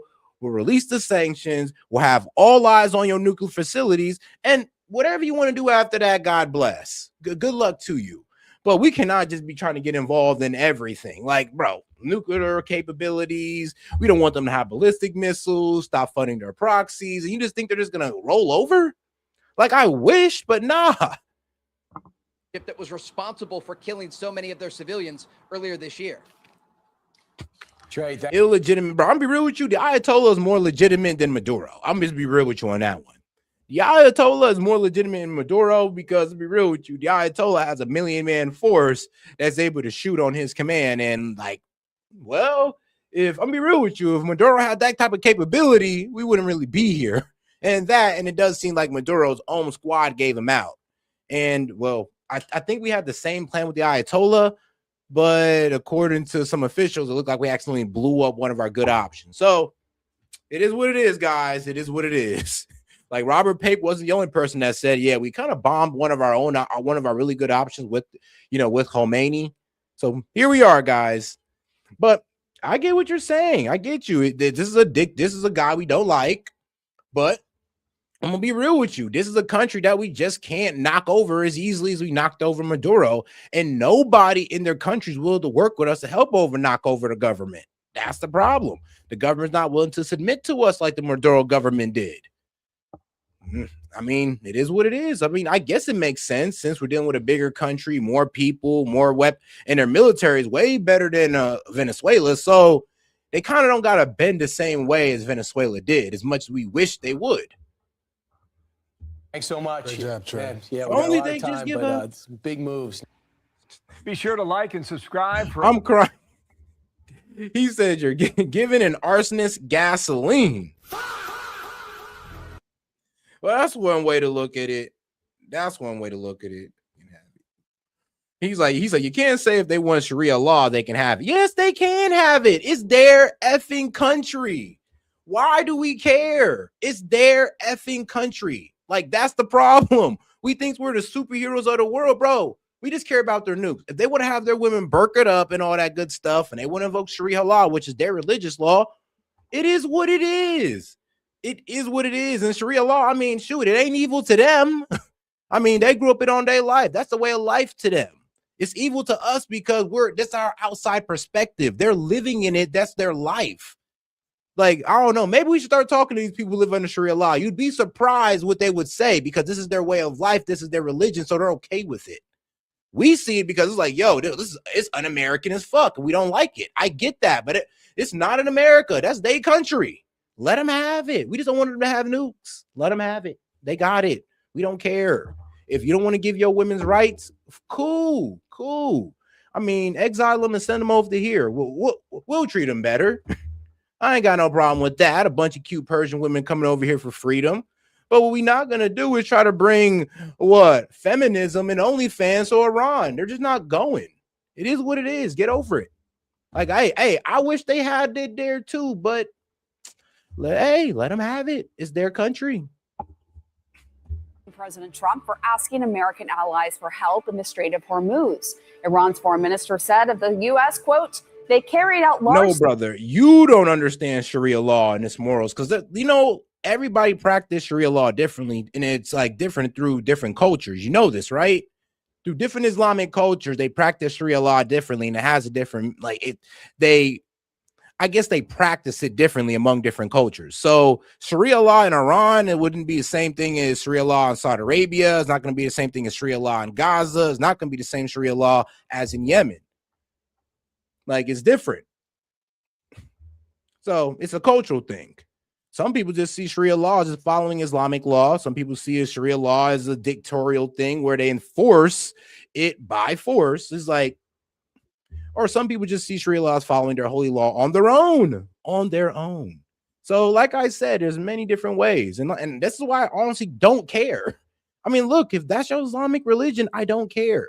I know people in America want to sit here and cry about it, but personally, I just don't want y'all to have nukes. That's it. Scale attacks and again repeated. I mean, bro, we weren't bitching and crying when Saudi Arabia was doing this to women. Why? Because we was getting that oil money from them. So you gonna say the same thing about the Saudis? Because they're doing the same thing, right? They're basically doing they just now started letting women drive. The UAE's the same way, the Qatar's the same way. You know this, right? So it's not just Iran.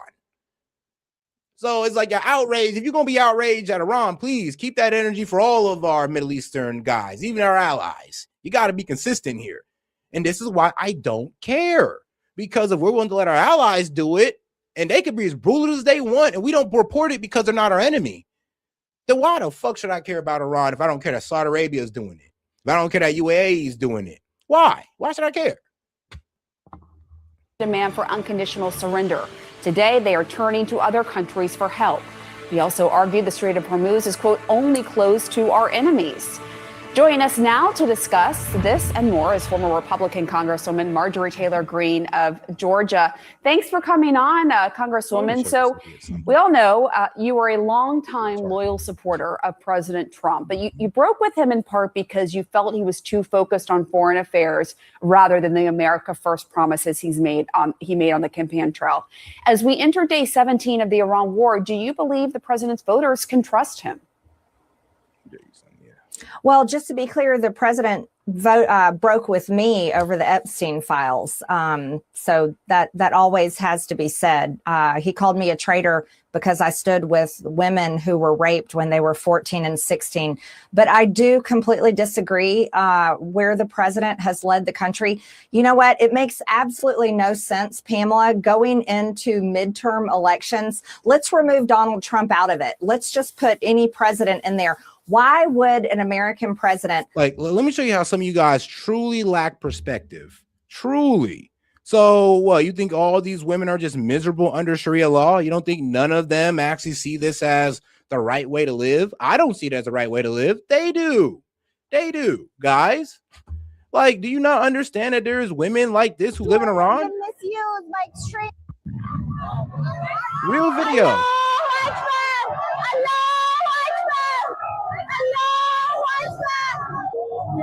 Hey, American people, whenever you hear Allahu Akbar, you usually think an explosion would follow because this word has been misused by extremists like ISIS members. But I want to tell you what it really means. Allahu Akbar means God is greater than anything and more powerful than everything. Allahu Akbar means God is greater than the U.S. aircraft carriers. Allahu Akbar means God is greater than the U.S. B-2 bombers. And that's why we do not run away. Despite constant explosions and fire jets flying over our heads. So just like you said, boys, I mean, bro, you said go to Saudi. All right, go to Iran. And you'll see how there's a lot of women who love their government as well, who love the fact that they're under Sharia law. So like I say, I mean, you're not really hearing me because I guess it's going over your head, but you lack perspective on the other side. I mean, all you guys think is that, oh, well, America's the best way to do it. We should just spread it all over the world. No. Let's just take care of what we need to for our security and get the fuck out. I don't care about women's rights in Iran. I don't. I really don't. I only care about women's rights in America. That's it. Like, you can be the idiot and go out there and care about that, but it's just stupid. Like, bro, there's really women in Iran that don't want them. They don't want nothing to do with the West and our culture at all. They see our culture as satanic. And they kind of got a point. But that's outside of that. That's outside of what I'm trying to say. It's like, bro, you really try to sit there and say that your way of life is better than theirs and you ain't never lived their way of life. You lack perspective. Allahu Akbar means God is great. Allahu Akbar. Great. Allahu Akbar. Allahu Akbar. Allahu Akbar. Allahu Akbar. Allahu Akbar. Allahu Akbar. Allahu Akbar. All right, enough of that. I know that's gonna hurt y'all ears, but you get what I'm saying. You see why we should only just care about, you know, their nuclear capabilities and just F their whole, Sharia law, the Iranian women. It's like, bro, get over it. Get over it. There's women living terribly in other countries that honestly, we just don't give a damn about because we can't do anything. Why? Either because that country got nukes or because they work with us. I mean, bro, if you don't think there is a Middle Eastern country that are our allies that women are getting mistreated in, bro, you're blind. And the only reason why we don't show it or we don't make it front page news like we do in Iran because they're not our enemy. Like, that is what a lot of people fail to realize. It's like, bro, you think we're gonna let you know when Saudi Arabia treats a woman terribly? You think we're gonna let you know when UAE do it? Oman does it? Like, you think we're gonna let you know? No, we're not. But we will let you know whenever Iran does it for sure. We'll let you know then. Lead his political party. Acting like these other Muslim countries don't got Sharia law as well. Hilarious. But they all practice it differently, which you should know by now.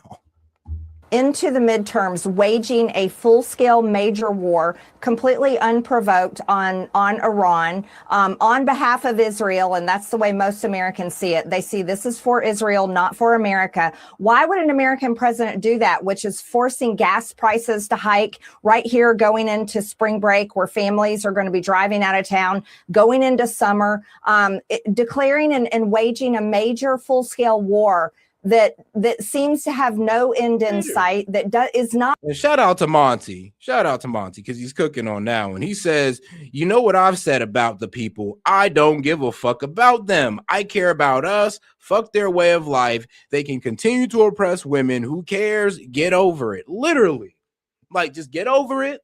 We're just here for the nukes, and that's it. We're here for your nuclear potential. You want to bring in the inspectors, and that's all. Oh, well, what about their ballistic missile? Who gives a fuck? What about their proxies? Who gives a fuck? But the women, who gives a fuck? I'm just here to make sure that you guys never get towards a nuke, and that's it. And then I'm leaving. Like, that's all Trump should have been on, is I'm here for the nukes, and I'm leaving. Anything else? Hey, if Israel, you can deal with them on that note, since that's y'all problem, not ours. Y'all have a good time with that one. And then the feminists, but what about the women? It's like, woman, I mean, what, you gonna go over there and overthrow the Ayatollah? Oh, no. All right, then sit your happy ass down here in America and be appreciative of your rights. Not de-escalating, it's escalating every single day. And it just doesn't make sense. And the American people did not vote for this. This is not what we campaigned for, Pamela. I went to, I can't even tell you, countless rallies all over the country for President Trump, campaigning for him and Republicans because we wanted to win. And we said on every single rally stage, no more foreign wars, no more regime change. It's time to put America first. And this is a complete betrayal of those campaign promises. So is that what you're hearing on the ground in Georgia, where obviously there are a lot of Trump supporters where you are? Are you hearing from them that they believe President Trump is doing this on behalf of Israel? Bring us there. It's actually very split, and it's split along generational lines. Many of the older Americans from the baby boomer generation that watch Fox News all day long very much believe the talking points on Fox News, and they've spent decades of their lives convinced that fighting these wars is the right thing to do. But the younger generations, I'm Gen X, millennials, and Gen Z are very much against this war. And so when you talk to people on the ground, that's how it comes across. It's very generational, and the younger generations are completely against it. We want world peace. We want good trade. We want a great economy. We want to lower inflation, lower the cost of housing, and younger generations want to be able to afford their American lives, and they don't want their taxpayer dollars shipped off to, and you can fill in any foreign country. We'll take Israel out of it. They don't want their money sent overseas. And you know what? They're right for saying this. This is absolutely absurd. And it's 100% a betrayal to what MAGA was supposed to be when we voted in 2024, and it's turned into some perverted, deranged version of MAGA now that nobody wants. And a lot of people are just like, this doesn't make sense. And I'll go further, Pamela. We love our military. I mean, look, man, if MAGA's turning into Laura Loomer, Mark Levin, and Lindsey Graham, y'all got it, bro. Y'all got it. Y'all can have it. It's cooked. It is cooked. If you're telling me the never Trumpers and the pro-Israel and the warmongers took over MAGA, y'all got it. Y'all got it. Y'all got it, bro. I'm not pro-war. I'm not anti-Islam. I'm not going to just go out there and be on the hate train with you guys. I'm good. You got it. I'll bow out. I'll bow out. You guys got it. I'm not participating in that bullshit. Like, that is not what I signed up for. It's not what I campaigned for Trump for. And be real with you guys. I did not do it for that bullshit. But for some reason, I'm not mad. What? I'm no longer MAGA because I don't like this war. I'm no longer MAGA because I don't what? Because I like Muslims. I love Christians and Muslims. Y'all want to hear that? No. You just want to hear Seth say, "Oh, I'm for the war and fuck the Muslims." No. Sorry, guys. If that's what you're looking for, you're at the wrong spot. You at the wrong spot. I'll be real with you. Go over there to Ben Shapiro, Mark Levin, if Lindsey Graham started a podcast. Go over there. And God bless the men and women serving, and we love their families. And we do not want to see flag draped coffins coming home in a war that does nothing for our own homeland. And then I want to add on something else. How insulting is it to Americans that the GOP can't even fund Homeland Security right now, our own government that protects. Hey, yo, shout out Monty for the baller alert as well. He's like, I guess she has never talked to me. I'm done. No, I'll be real with you. Like, here's the thing. We really don't know the goals here. And I would just say Marjorie Taylor Greene, she could have went about her disagreements with Trump in a better way. But according to her, Trump wasn't trying to hear anything about the Epstein files, and he was trying to cover it up. And according to her, I mean, well, I'll be real with you. According to all of us, Trump ran on no new wars. And, well, here we are in a war or conflict. Now, are we dedicating towards regime change like she says we are, like she thinks we are? Shoot, man, nobody knows that, to be honest with you. We're still wondering what's the main goal of this war while we're just bombing Iran. I mean, we're still wondering. Like, and we're hopefully it's to grind down their military capabilities and just ride off into the wind with that dub. And, we get back to winning. But, this could be the worst case scenario, gets drawn out, hits the economy really hard, and the Democrats take over for the midterm. Our own homeland while they're waging some war like 6,800 miles away in a country that none of us have ever been to against the foreign people that none of us know. Hold on, no, let me encourage. Oh, shout out Monty for the baller alert. Shout out Monty showing love on Rumble. Killing many of these people, even to the point of killing their children. It's just absolutely absurd. I want to follow up with you on what you just said. You said, you have been on stages, you campaigned for President Trump, and part of that was no more foreign wars. Vice President Vance has lambasted past administrations for sending American troops into conflicts without a clear mission. And even President Trump said that Vance himself expressed some reservations about the Iran war at first. Do you think this war hurts Vice President Vance's chances of becoming President Trump's successor in 2028? The longer it goes on, it definitely does hurt J.D. Vance. And that's someone that I campaigned for aggressively. I was the first member of Congress to endorse him in the Senate. And I was one of the loudest voices in the room asking for him to be vice president, the vice presidential candidate. J.D. Vance and I are very aligned in our policy beliefs in America First, as well as Tulsi Gabbard and others in the administration. Though we all see things very much the same way, but we're also the younger generation. And I can tell you, I won't speak for anyone, but there are people in the administration, high up in the administration, I know that don't support this, but the longer they stay silent, it hurts them. It definitely hurts them in the future. I know you don't want to name names, but I mean, it raises the question whether you have spoken directly to the Vice President J.D. Vance and what your message is to those Republicans you've been speaking to. I ain't gonna lie, guys. I got a little video to show you guys how I'm feeling a little bit. It's kind of funny. So let's get right into it. This is how your boy feeling right now. You have the DSL. We got it, sir. Good. That's one less loose end. No!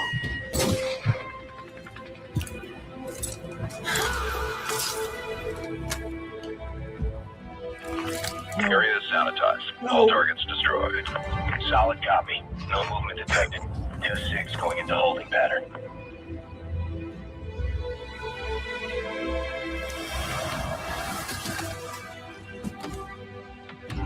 He's doing us dirty.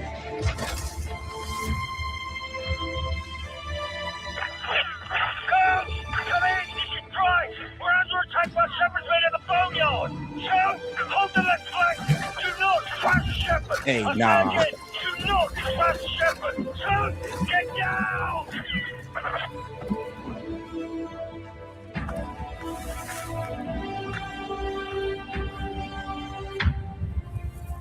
third temple.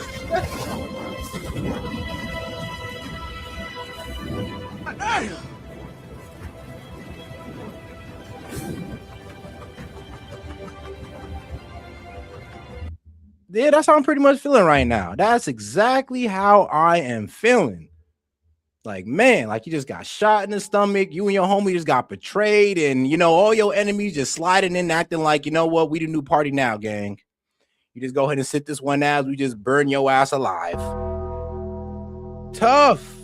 But all right, though, let's actually play this little clip as well. This is actually a pretty interesting one.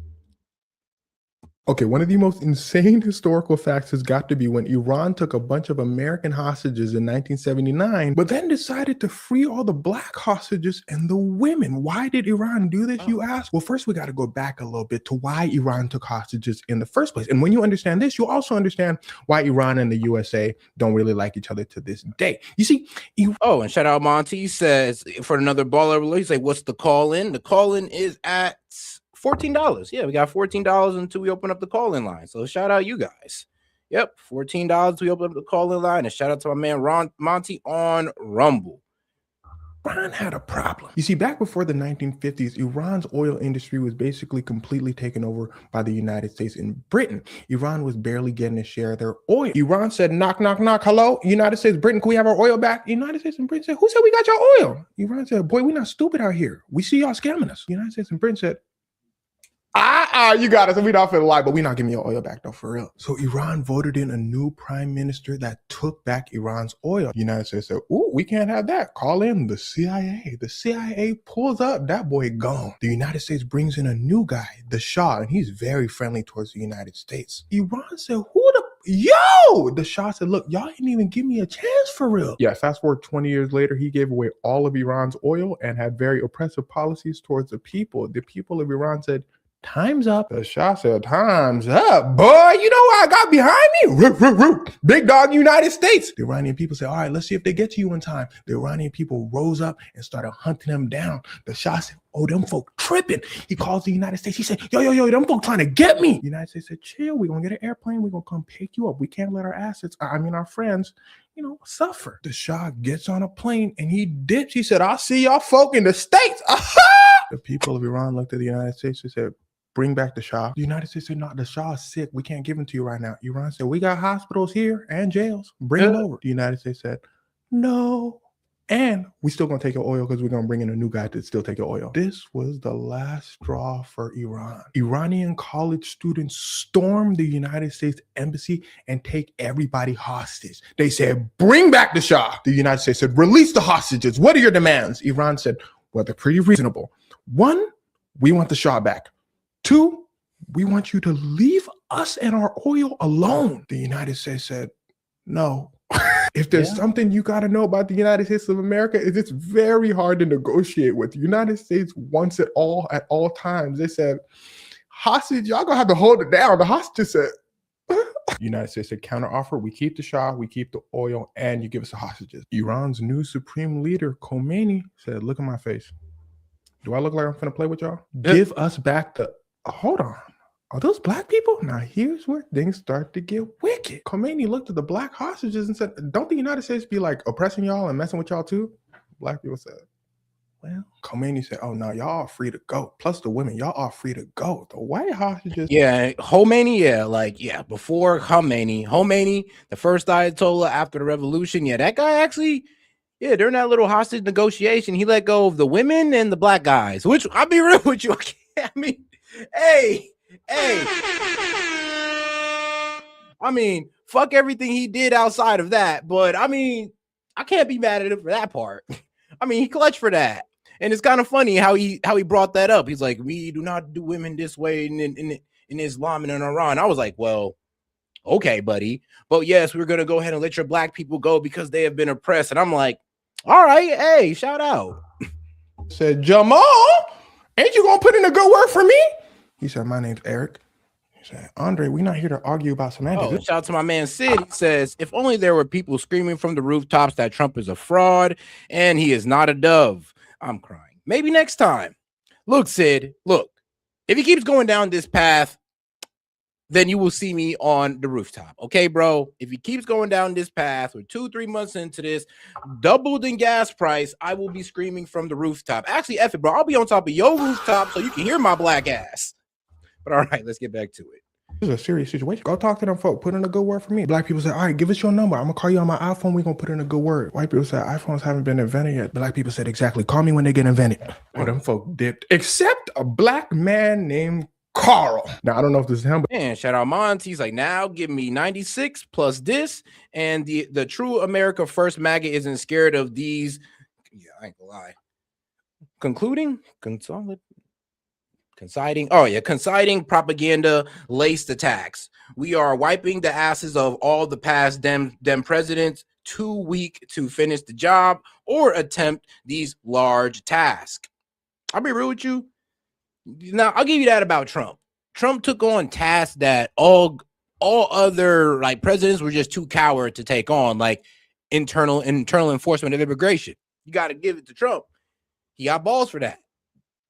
The tariffs, trying to work out fair trade deals for Americans. Well, a lot of presidents just said, oh, well, I don't want to disturb the world, so I'm just going to let us get screwed over. It's like Trump took a stand on that one. This one, man, bro, I kind of wish he stepped down on this one and just kept going against, well, what these Dems dug us in. Well, not really with the Dems, what the Dems and past Republicans dug us into. He was on the way to doing that, man. If he'd have just stayed out of this conflict, if he'd have just stayed out, we'd have been good, bro. We'd have been good. And remember, America first, give us your damn oil or else we own that shit. You just lease it. God damn it, Monty. All right, let's go ahead and get this call in line open up. Because I know everybody got some pretty vociferous opinions right now. Oh, shout out to my man Gaming. He said, check Venmo. I got you, brother. But first, let me go ahead and post this call-in link real quick. This picture goes with what I'm saying. You see, Carl was a Marine, but he was also a radio operator in the Marines. So he was privy to very sensitive information. Carl said, okay, we packing our bags, we going. They said, Carl, you can't come. Carl said, y'all see my skin color, right? They said, yeah, Carl, but you privy to info. You're going to have to hold it down. Carl said, ain't this about it? But Carl was released 2 years later with the rest of the hostages because President Jimmy Carter, after a lot of back and forth, there's a lot more to the story than this, finally made a deal with Iran, basically saying, okay, we're going to leave you alone. Just release the hostages. Iran didn't get the Shah because the Shah actually passed away. And side note, since Jimmy Carter took so long to get the hostages released, Reagan used that against him to get elected over Jimmy Carter, and Reagan then ruined the world. But that's a story for another day. Side note, to Jimmy Carter's credit, even though he lost the election, he still worked on getting the hostages until his last day in office. In fact, he got the hostages released on his last day in office. And well, even after the hostages were released, Iran and the United States relationship had never been the same since. And in fact, before the hostage crisis and after the hostage crisis, there were many more little incidents that happened between the US and Iran. What's happening today is just another piece in a story that's been ongoing for about 100 years. They just haven't taught you it in your history books. A story that I hope ends peacefully and sooner rather than later. Agreed. But all right, though. Let's go over here to this Pierce Morgan panel right here. Let's go ahead and get right into it real quick. Guys, call-in link is posted, guys. It is posted. So you can go ahead and hit the StreamYard link in the post tab on the main page. Or if you're on Rumble, like my man Monty, who just came in, you can go ahead and get in there through well. But let me go ahead and play this video, and I'll be right back. It is deader than dead, and Americans are furious. I've been a loyal supporter of the president for almost 20 years. I consider him a dear friend, and I will tell you right now, I do not recognize our president. This is the riskiest thing Trump has ever done in politics, bar none. The only reason that I'm not freaking out now, I say I'm not freaking out until week 6. He said it would take 5 weeks. I'm going to freak out on week 6. For now, I say let him cook. I'm announcing right now on your platform another invitation for Ben Shapiro to debate me. You gave him space. You platformed his views. You gave him time. And all of that was not enough for him. Might be tempted for a bit of a transfer to the uncensored empire. Do you fancy joining us? Politics should not be the first concern when it comes to matters of war, but the potential consequences for President Trump are severe. The midterm elections were already looking pretty bleak before a single shot was fired. Now voters are glued to their screens, watching the US spend $1 billion per day on a war they mostly oppose at a time when the state of the economy is their foremost priority. A president who... Oh, yeah, shooting. Shout out to my man Daniel Castro on Rumble. He says a lot of moving parts, but this is a key to controlling oil and energy in Eastern opposing countries. We will hold the gateway to energy, giving America money from every sale, saving the US dollar. I mean, I'll be real with you. Yes, when it comes to the Middle East, that is crucial to the petrodollar. All right, let's go ahead and get you guys up on here. Shout out to my man Monty. And hold on, that my man Gaming. Yes, it is. How's it going, guys? Yo. What up, bitches? Hey, I'm going to say this right now. Look, I'm usually in support of whatever Trump does, especially in this particular area because obviously I serve. But, nigga, I just paid $62.01 for some fucking gas. Yeah. Guess what I paid? Remember back when you were fucking making fun of me for having an electric car?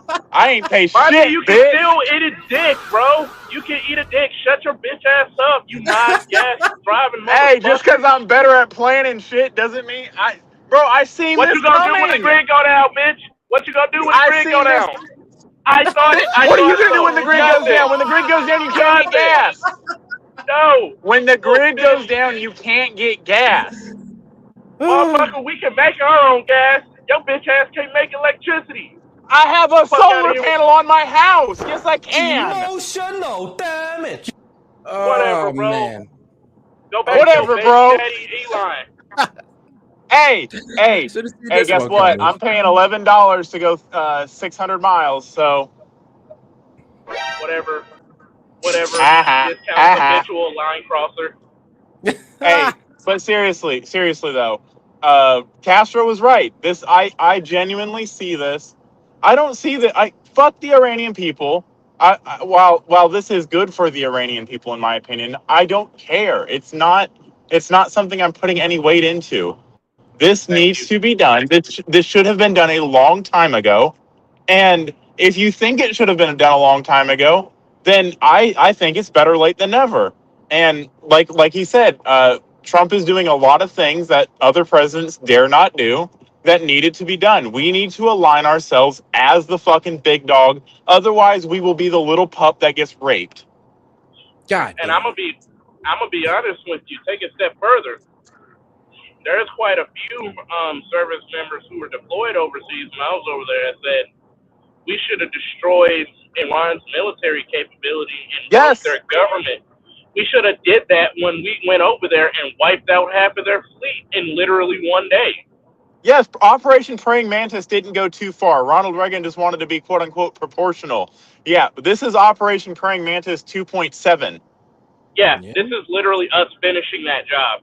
If you don't, matter of fact, Seth, I encourage you to play Fat Electrician's video over this. Please. Because he actually explains everything, like he lays the history militarily on why part of the reason this why isn't Iran new. doesn't.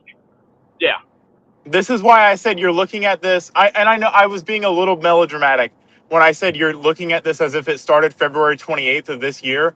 It has been going on for 50 years. Iran is not quote unquote unprovoked. Just because people have a short fucking attention span, and I'm not talking about you, I'm talking about the fucking Marjorie Taylor Greens out there and all the people that are saying, oh, it's unprovoked. Fuck, it's not. All right. Wait, hold on. What was the video? Fat Electrician, he knows about the fat, and it's the Iran war. All right, shoot, I'll go ahead and get search. Please play it. That'll get you to understand why I am the way I am. Like, watch. Yes. All right, hold on. With such energy and optimism, could well leave it as a lame duck, and he may well be impeached again. It's one of many reasons why some of Trump's most fervent supporters are so openly upset that he's supposedly reneged on his peace ticket pledge. And no matter where you stand on the conservative media food fight, the shifting balance of power is objectively remarkable. Senator Lindsey Graham and commentator Mark Levin, both former Never Trumpers who are currently declaring a holy war, are back in. Megyn Kelly, Marjorie Taylor Greene, and Tucker Carlson, among others, are frozen out. The president wrote a lengthy and passionate tribute to Levine this weekend after Megyn Kelly said that Levine's inflammatory rhetoric is the result of what she called his micro-penis. Marjorie Taylor Greene has just responded by saying that MAGA has been destroyed by micro-penis Mark Levine. Carlson, who of course campaigned for Trump. I just posted it for you, Seth. All right, perfect.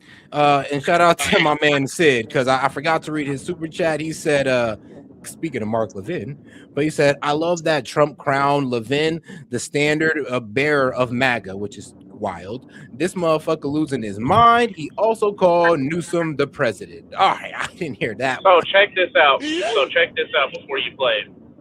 So a lot of people, especially in government, have no idea that this war had been going on way prior till then. A lot of people, think about it like this, Seth. It wasn't until January when I knew you had an idea, but the full breakdown of what happened leading up to the Iran Revolutionary War wasn't talked about, and it was shocking. So when people try to make it seem like, oh, we're just terrorizing Iran, no, motherfucker, this shit goes back to the Cold War. Well, Iran.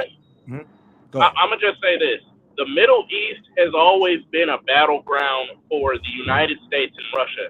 Ain't shit changed. Yep. Yes. That is, and it's still going on today. This is not about Iran.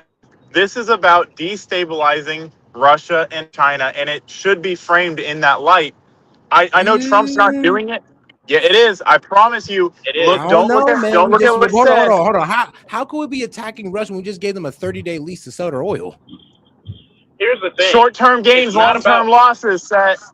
God damn it. Yeah, it's not about necessarily just overtly attacking Russia. A lot of people don't know how you make diplomatic moves on an infinite chessboard. If the United States gets a hold of the Middle East, right, and we can, Saudi Arabia is already our partner. UAE, Qatar, Bahrain, and Kuwait are already our partners, right? If we get a hold of Iran, right? If we get a hold of Iran, the Middle East and the Straits of Hormuz are on lockdown. It's ours. It's ours. Yeah, which basically means Russia has a harder time getting goods and fuel and everything in the long term, and China is essentially our bitch. No, you're right. If we were to take on Iran and actually control that region, control Iran, yeah, that could happen. That's what's going on, Seth. No, I promise you. Whoa. Do we know? Because remember, because that's regime change pretty much. It's not regime change. Necessarily. It's not regime change. So how we control Iran? Let me explain it. You bomb them into submission. The regime stays the same. Either you bomb them into submission, or you say, all right, I'm going to fucking keep killing you until you're gone. One way or the other, we don't change the regime.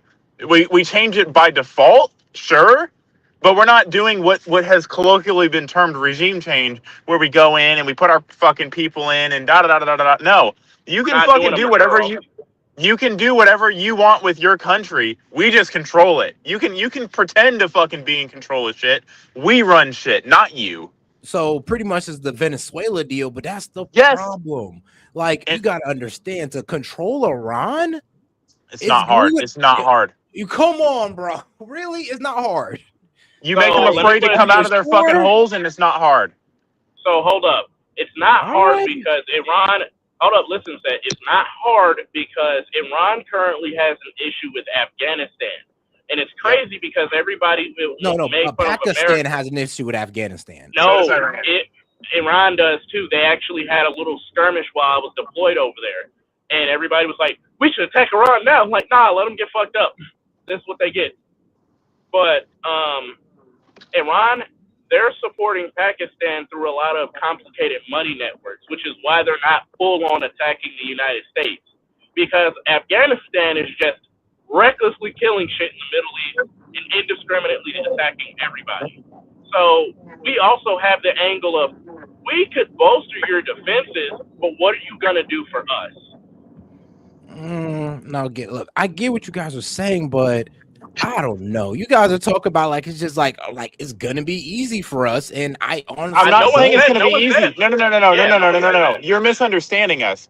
We're not saying it's going to be easy. I'm acknowledging that it's hard. The only reason it's hard is because it wasn't done long ago. But here's the thing, though. Remember, this is an asymmetric war, so I know you guys may be ready to take those losses, but is the American people in unison? Is the government in unison willing to take those losses that it would take? The American to get people that don't even war? understand half of what we just said. I know, but Literally. that's why they're gonna not be against it, and that's why we might pull out because of the will of the American people. I mean that's cool. We have 12 more months, or sorry, 8 more months before midterms. We can fuck them up between then. Just give us a fucking chance. Hear it out. Look at it and don't look at what's being said. Look at what the results are. Look at what the effects are. Stop saying, "Oh, I had to pay a whole shit ton of money for gas." No, like the same people that you're fucking aligning with, all these MAGA fucking people. The same people that you're aligning with are the same people that said, "I'll pay $6 a gallon to help free Ukraine." Right, and that's what's killing me about this is I'm complaining about gas as a joke because I already know this shit could have been prevented years in advance. Hell, we could have did it in 2022 if we really wanted to. But we should have did it in 2018 when Iran attacked us in 2018 because we fucking left the JCPOA. You forgot about that set. They attacked us in the Persian Gulf, and Trump literally was weighing fucking wiping them off the fucking face of the earth then. And he's like, I honestly thought then he was going to do that. It was very, very quietly talked about. That's where the term Trump always chickens out comes from, is when he didn't go fuck Iran up. It's funny how that term comes up. And now he goes and does it. You told me Iran attacked us in the Persian Gulf? Yes, the Houthis and Iran attacked us at the same time. The Houthis, okay. No, fucking no. Iran. Both of them attacked us. You forget that the Houthis are sponsored. I heard it was the and paid for Houthis, by but I mean, it is a proxy of Iran, so that's fair. It's Iran. No, Iran proper attacked us, and we're using military fucking strategy with their state fucking military alongside the Houthis. They just sucked at fucking aiming and missed by 5 miles. We were going to attack them then, and all the Democrats were like, "Oh, look, see what happens? Trump always chickens out. Fucking, we're being tested on the world stage, and all the blah blah blah blah blah." It was fucking dead and gone in like a month and a half. But I remember that. He should have done it then. I disagreed with him when he did that. I was like, no, you fuck with us, we fuck you up. That's the thing. I think those was Iranian backed, so he couldn't really. No, it wasn't Iranian backed. It was Iran. Look it up. All right. When was this? This was 2018. There was a conflict with Iran in 2018. All right. I got y'all. So in addition to all that, I was going to say that a lot of people complaining about Iran, about us going to war with Iran and high gas prices. Remember, and all of a sudden the news outlets are talking about $1 billion a day or whatever. They were literally sending triple that to Ukraine, and we're ready to send more. We spent more money illegal immigrants in Ukraine than we have in a month of this conflict. But I'm really not trying to hear it. It's a disingenuous argument. It's not an invalid point. It's a disingenuous argument. So I don't listen to it. I don't care. All right, now hold on. Let's go ahead and get a shout out from my man. Well, read a super chat from my man Castro. He said, "Monty still got to eat the Indian street food while his truck charges at." Well, I'm weak. While his truck charges by kids pedaling bikes to generate the electricity. LOL, but I'm still only paying $28 a week for my Prius. I'm done. Well, I'm paying.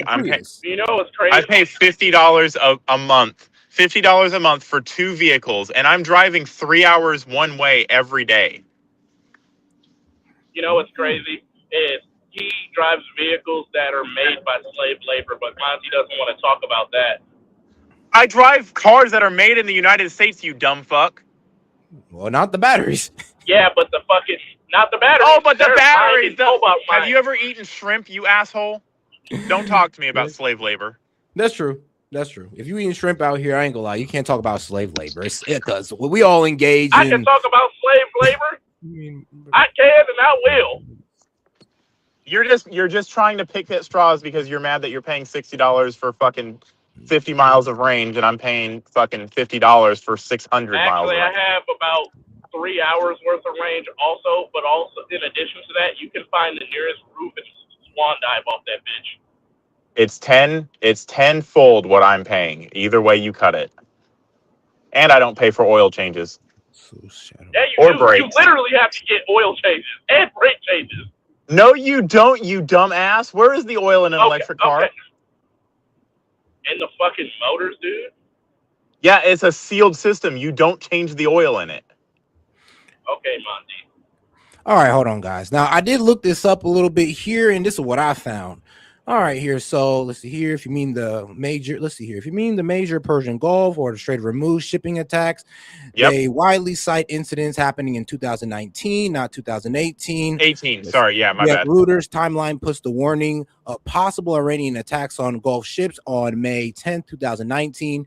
Then the attacks on 4 ships on May 12th, 2019, followed by the June 2019 tanker attacks, and the drowning of a U.S. drone. Now, for 2018, what could be verified was provocations and close naval encounters, not a major confirmed Iranian attack in the Persian Gulf. The USIP's naval encounter timeline notes that in October 2018, the IRGC fast boats shadowed the USS Essence in the Gulf, and in December 2018, the IRGC vessels shadowed the USS John C. Stennis aircraft carrier. Yeah, after it entered the Persian Gulf. There was a 2018 tanker attack involving Iran-aligned forces, but it was in the Red Sea and not the Persian Gulf.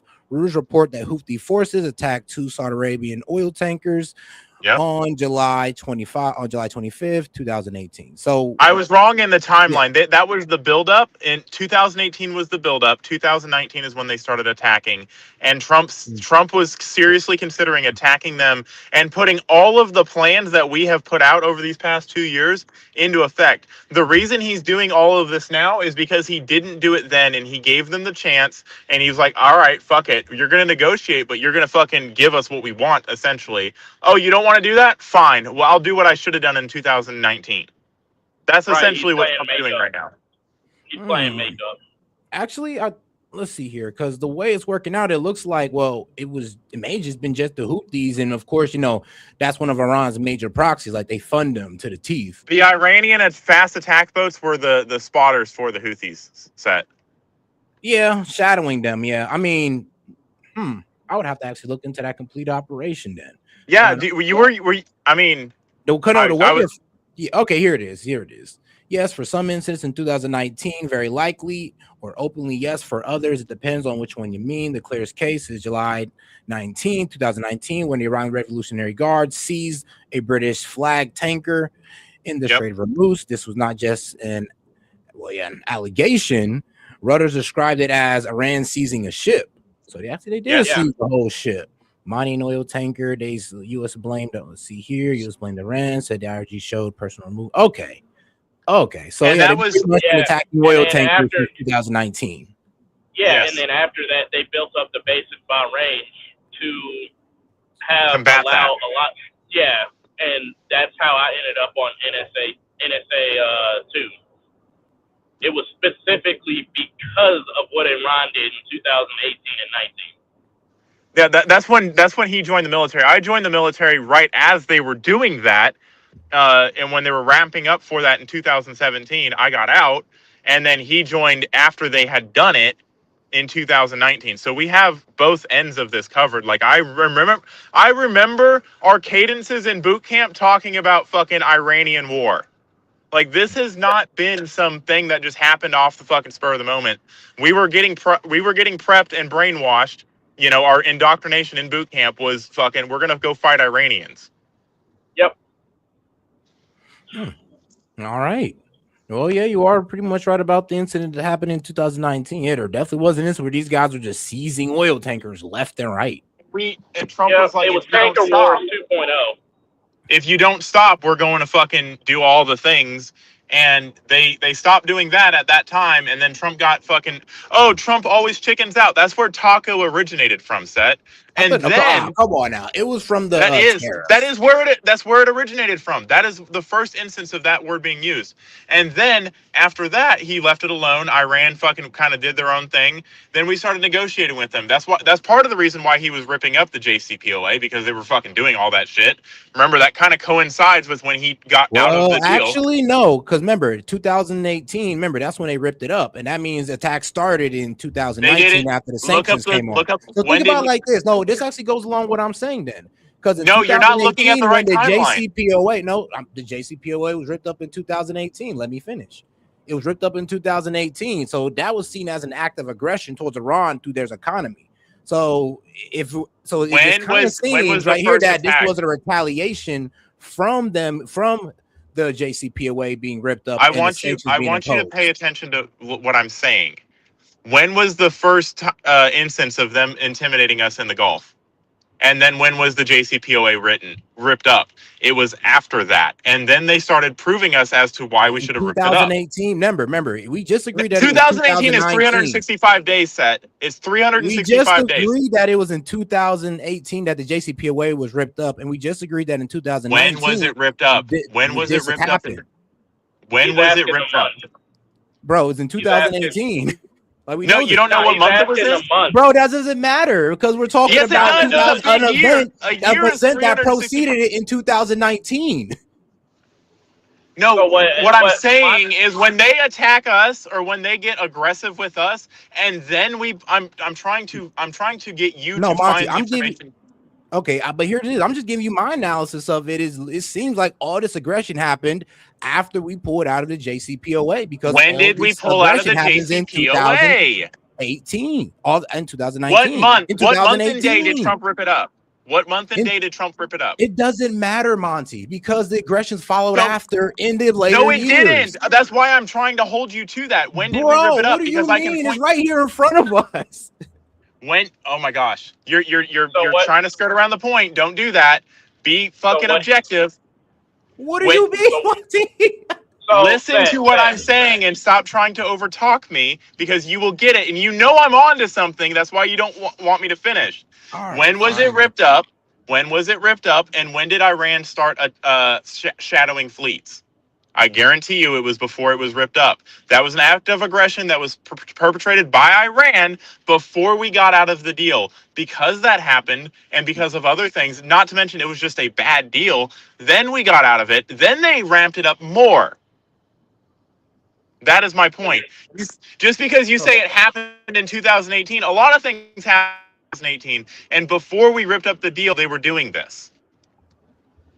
Monty. Yeah, and then you also have to take into account. Look it up. I'm sorry, but look it up. Explain your point. Please re-explain your point. Because I think you may confuse a lot of people. You're framing it. You're framing your point as if we just ripped up the JCPOA and that's why Iran started doing this. My point is, no, they were doing this before we ripped up the JCPOA and then escalated it even further after we did that. And that's why we got out of the JCPOA. So in May 8th, 2008, this is when President Trump got out of it. He said, "This is when we're not doing it no more." Now, is it wrong to sit there and say that? Yeah, that was an act of aggression, since we took out of a deal that we said we were going to abide by. We imposed the sanctions on them that we said that, yeah, we'll take them off you if you let us look over your nuclear materials. And this is the whole reason why they even went into the deal. So when they took that off in 2018, it is not far-fetched to say that, well, in July 2019, maybe this explains the aggression, since we're putting aggression on their economy with these sanctions was also affecting their oil sales as well. So they're over here trying to make everybody else feel the pain. Like, it's not too far outside of reality to say that. Let's play that battle video. Yeah. All right. Gulf, like the fuck? The ghost of Sun Tzu's sitting there shaking his head like that's the one exception. I would have messed with any supply line except for that one, because we all know what happens next.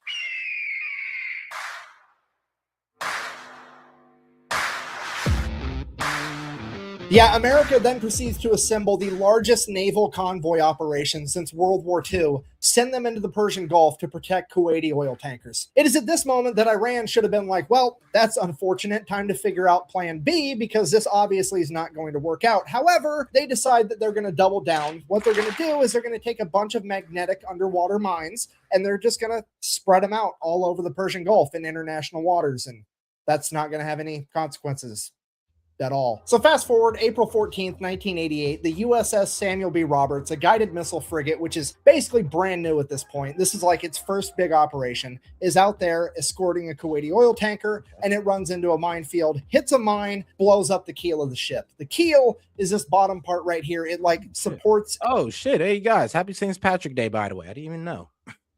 And stabilizes the structure of the entire ship. And it gets blown completely in half. At this point, the only thing holding this boat together is the actual deck. 1 second, everything's fine. The next second, there's a 15-foot wide hole in the bottom of your ship. Everything's on fire and water is rushing in. The USS Samuel B. Roberts took on half of its weight in water in the first minute. This is a catastrophic amount of damage that would sink 99% of ships, but as fate would have it, the crew of the USS Samuel B. Roberts had already been winning competitions for having the best damage control crew in the Navy. So the entire crew gets to work. They're putting out fires. They're plugging holes. They're literally cinching the hull together with steel cables, trying to stabilize it because the only thing holding it together is a deck at this point. Over the course of the next 5 hours, the entire crew fights their ass off and somehow manages to get the situation under control and limp the ship all the way back to Dubai where they can get it to a port. And the most incredible part of all of it, not a single American was killed. Only 10 men were injured during the fire and the initial explosion. So the crew survived. The boat's basically completely destroyed. Then America sends in an underwater crew, figure out what happened. They find the remnants of the mine. They check out the other mines. Yep, they're Iranian. At this point, now somebody has to inform the president because this is a big deal. And the president at this point in time is, let me check my notes,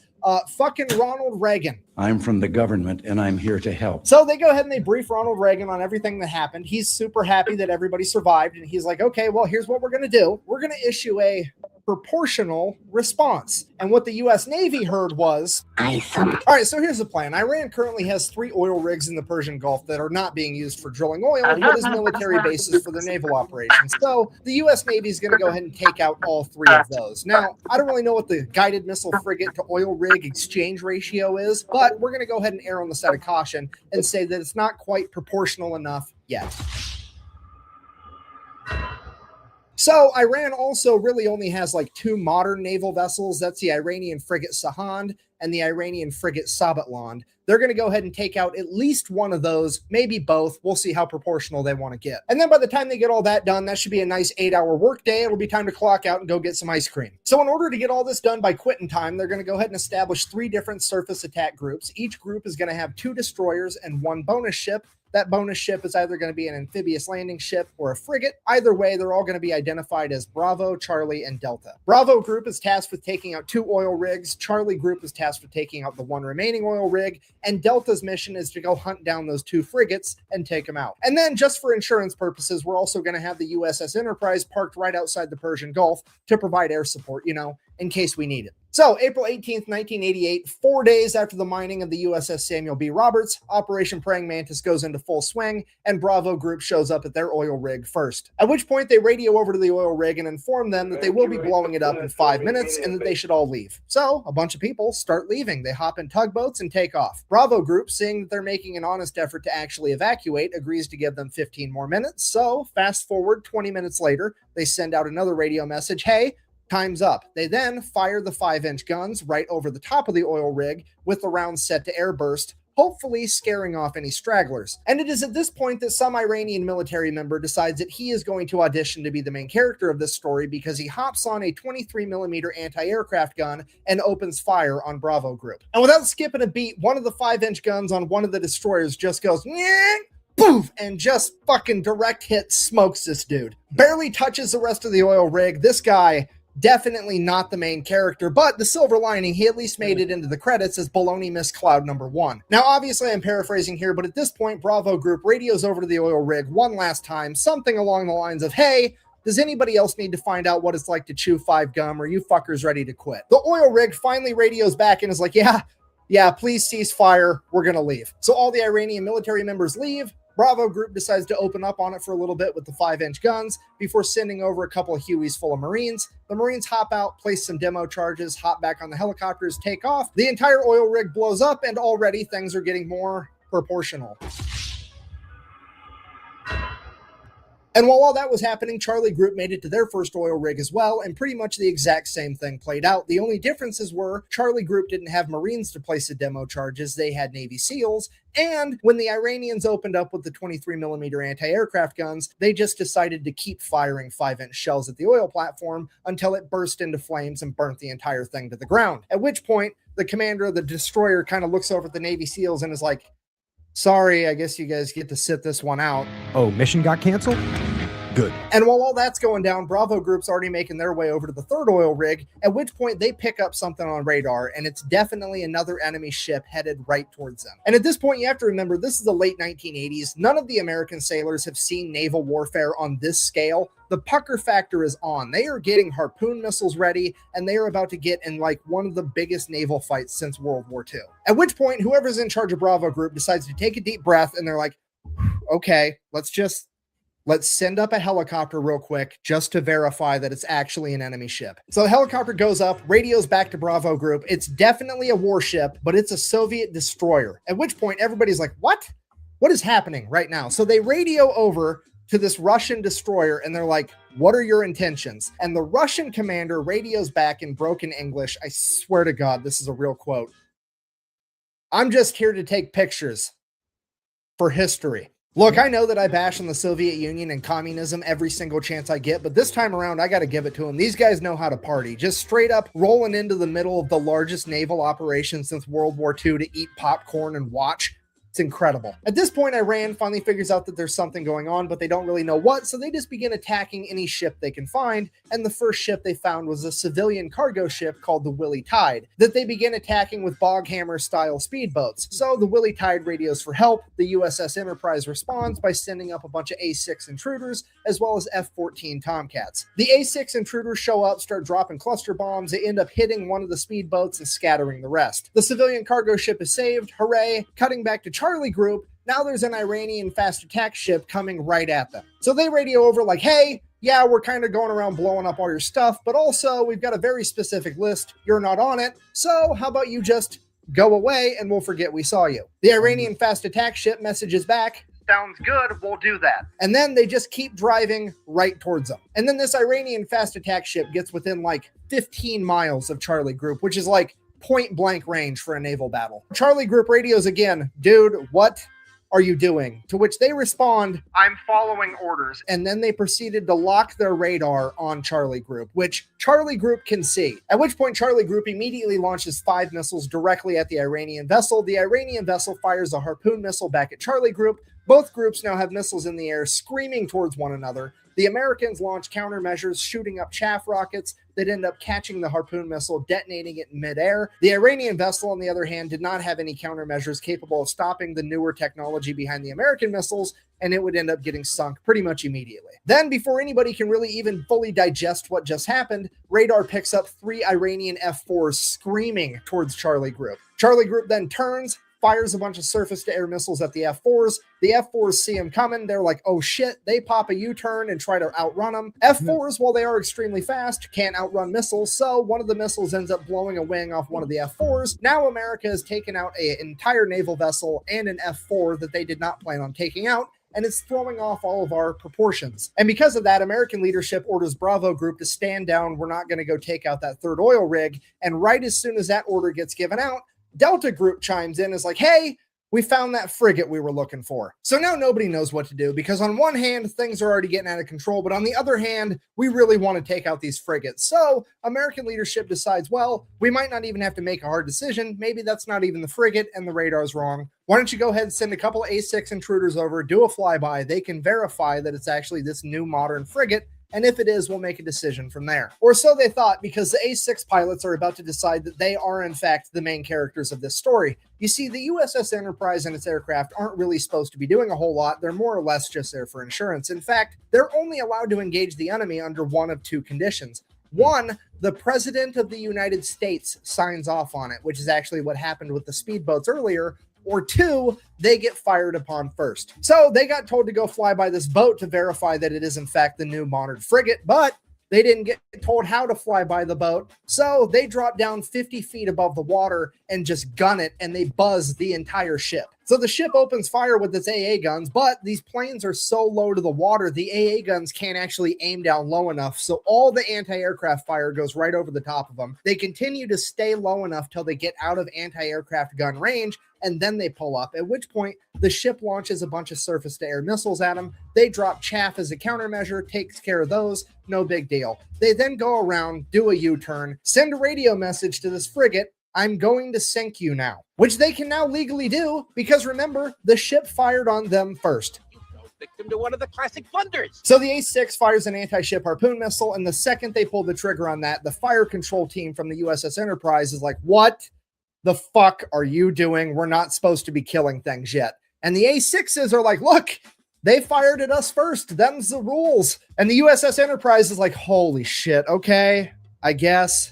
Let them have it. Then the harpoon missile finally makes impact. It's a bullseye. The A6s do a U-turn, go, drop another 500-pound laser-guided bomb right through the deck of this frigate, fly past it, do another U-turn, come back, drop a 1,000-pound bomb on it. Then they radio over to the Enterprise and like, yeah, it's definitely going to sink. We're going to head back. So the A6s take off, headed back to the Enterprise, and like 5 minutes later, Delta Group shows up with their warships and begin firing on the already sinking frigate. They hit the magazine, the frigate explodes, rapidly sinks to the ocean floor. At this point, naval leadership is like, okay, Jesus Christ, everybody stop killing things. We need to figure out what all happened. We got to keep this proportional, remember.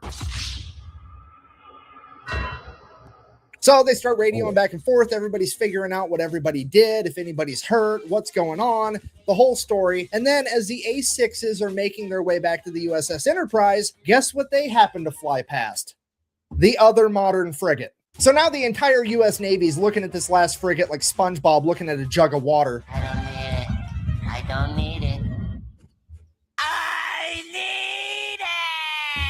But also, like, realistically speaking, the A6s are pretty much out of ammunition. The only thing they have left are 2,000-pound bombs, and those just aren't going to be enough by themselves without a harpoon missile to take down this ship anyways, so they really are just going to fly by and verify that it's the modern frigate. So the A6 intruders go ahead, they do their flyby. It is in fact the new frigate that they thought it was, and it does in fact open fire on the A6s. A6s make it out completely unscathed, at which point they pop a U-turn, and one of the A6 pilots is like, It's the bullseye womp rats in my T-16 back home. So the A6 pulls up, gaining altitude, and then dives down, aims its nose right at the frigate at like a 35-degree angle. They're doing a good old-fashioned dive bombing run like it's fucking World War II. The AA guns start firing. There's bullets whizzing past the plane, but they're committed now. They're closing in, closing in. The bombardier behind the pilot lets the pilot know, hey, I'm locked on. At which point, bombs away, the pilot pulls up, and the bomb goes right down the fucking smokestack of this boat, blows up, completely destroying the entire engine room. That frigate is now dead in the water with no power. The A6s go ahead and radio in that they have completely disabled this frigate, at which point the American leadership calls a complete ceasefire. They're going to go ahead and let that frigate survive, get towed off, potentially be repaired. With the U.S. Navy having effectively disabled or destroyed over half of Iran's functioning navy, the U.S. military decides to call it a good day, ends Operation Praying Mantis. We all get to live happily ever after. Except later that night, Iran decided that they wanted to fight a little bit more, and they launched a bunch of Silkworm anti-ship missiles at American vessels. Luckily, no American vessels were actually hit. However, this is now a huge political problem because America has been mad at the fact that Iran even had Silkworm missiles for years at this point, and the American government has made it very clear to Iran that if they ever used them, they would be going to war with America, period. That's set in stone. So the Reagan administration, not wanting to kick off World War III in the 1980s, reaches out to the Iranian government and is like, here's what's going to happen.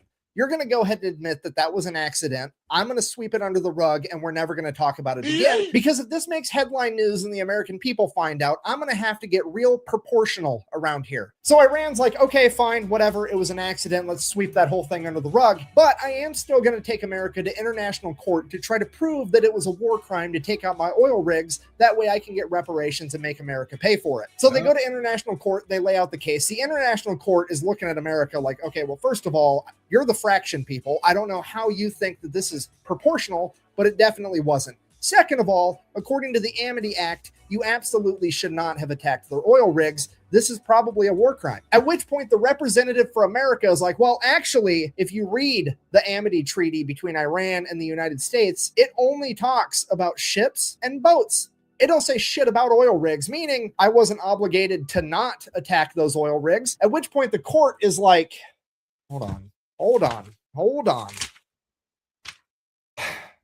Fucking, he's right, son of a bitch. Okay, well, I guess America's innocent, because I've said it once and I'll say it again. It's never a war crime the first time. And now for the best part of the entire story. America now proceeds to go over to Dubai, pick up what's left of the USS Samuel B. Roberts, tow it all the way back to Maine, then take the ship out of the water, get it in dry dock, cut out the entire damaged section of the ship, including the engine compartment, build another module to fit in its place. This thing weighs like 300 tons. They jack it up, weld it right where it's at, get everything rehooked up, reconnected. This boat is back out on the ocean 1 year later on April 1st, 1989. It then goes on to get recommissioned and serves in the Navy until 2015. I mean, playing Battleship against America's gotta suck, right? Like, haha, I've sunk your frigate. And America's like, first of all, no, you didn't. Second of all, fuck your entire Navy as it picks up your board and just throws it at the wall. So in conclusion, if you do ever find yourself being the leader of a foreign nation one day, the best advice that I can possibly give you is A, do whatever you can to not raise gas prices, and B, whatever you do not fuck with America's boats. We do not like that shit. Thank you for watching. Best way to support the channel is like, comment, subscribe, maybe go buy some merch at thefatelectrician.com. I ain't gonna lie, that was an excellent breakdown. Don't touch our boats. And that is the attitude in which I take with Iran. So, and then on top of that, that's actually why, now before then, the tanker wars had been going on before then.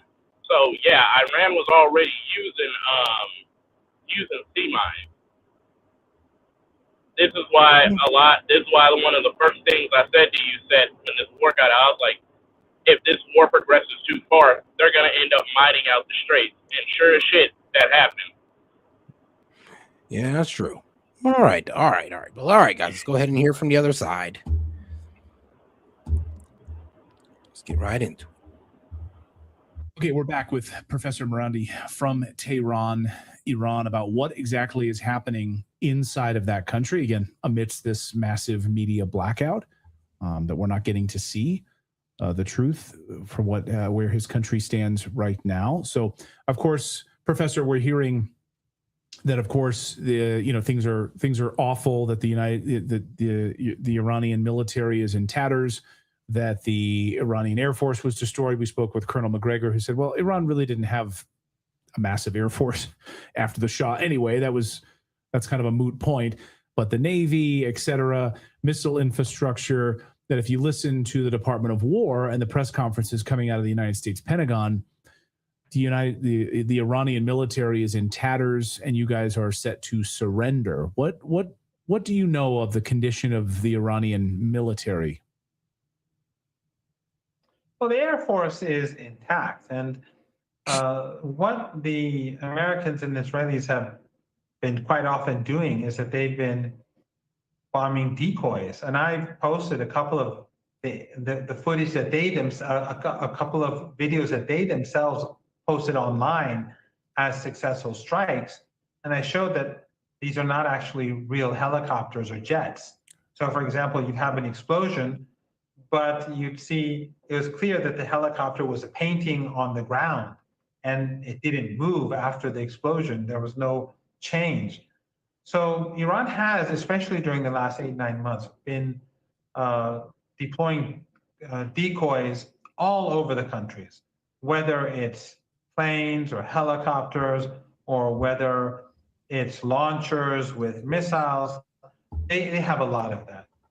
The Navy, they did strike Iranian naval ships, but the real Iranian naval strength is underground. They have these underground bases full of speedboats that fire missiles, surface to sea missiles and sea to surface missiles.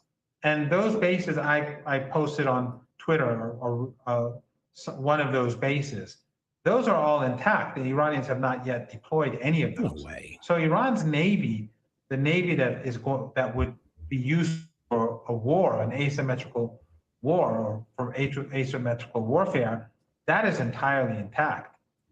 The Iranian Air Force is not used a lot, but they're mostly in the bases to the east of the country, the northeast of the country, where U.S. access is much more limited. But the missiles and the drones are being fired day and night. And the Americans and the Israeli regime keep saying that they're running out of launchers, they're running out of missiles, but they're firing like there's no tomorrow. The numbers may have decreased because they don't need to fire all that many missiles. And in the first few days, they were using old missiles, very cheap missiles, in order to have the Americans and in the Persian Gulf and the Israeli regime use up their air defenses. But after their defenses were more or less being finished, the Iranians would fire fewer missiles and they would get through.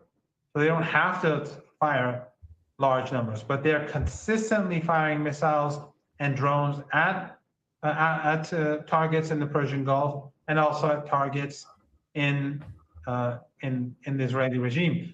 As we speak, just moments ago, the Iranians fired another volley of missiles, both towards the Israeli regime, but also a bit earlier than that at the Persian Gulf.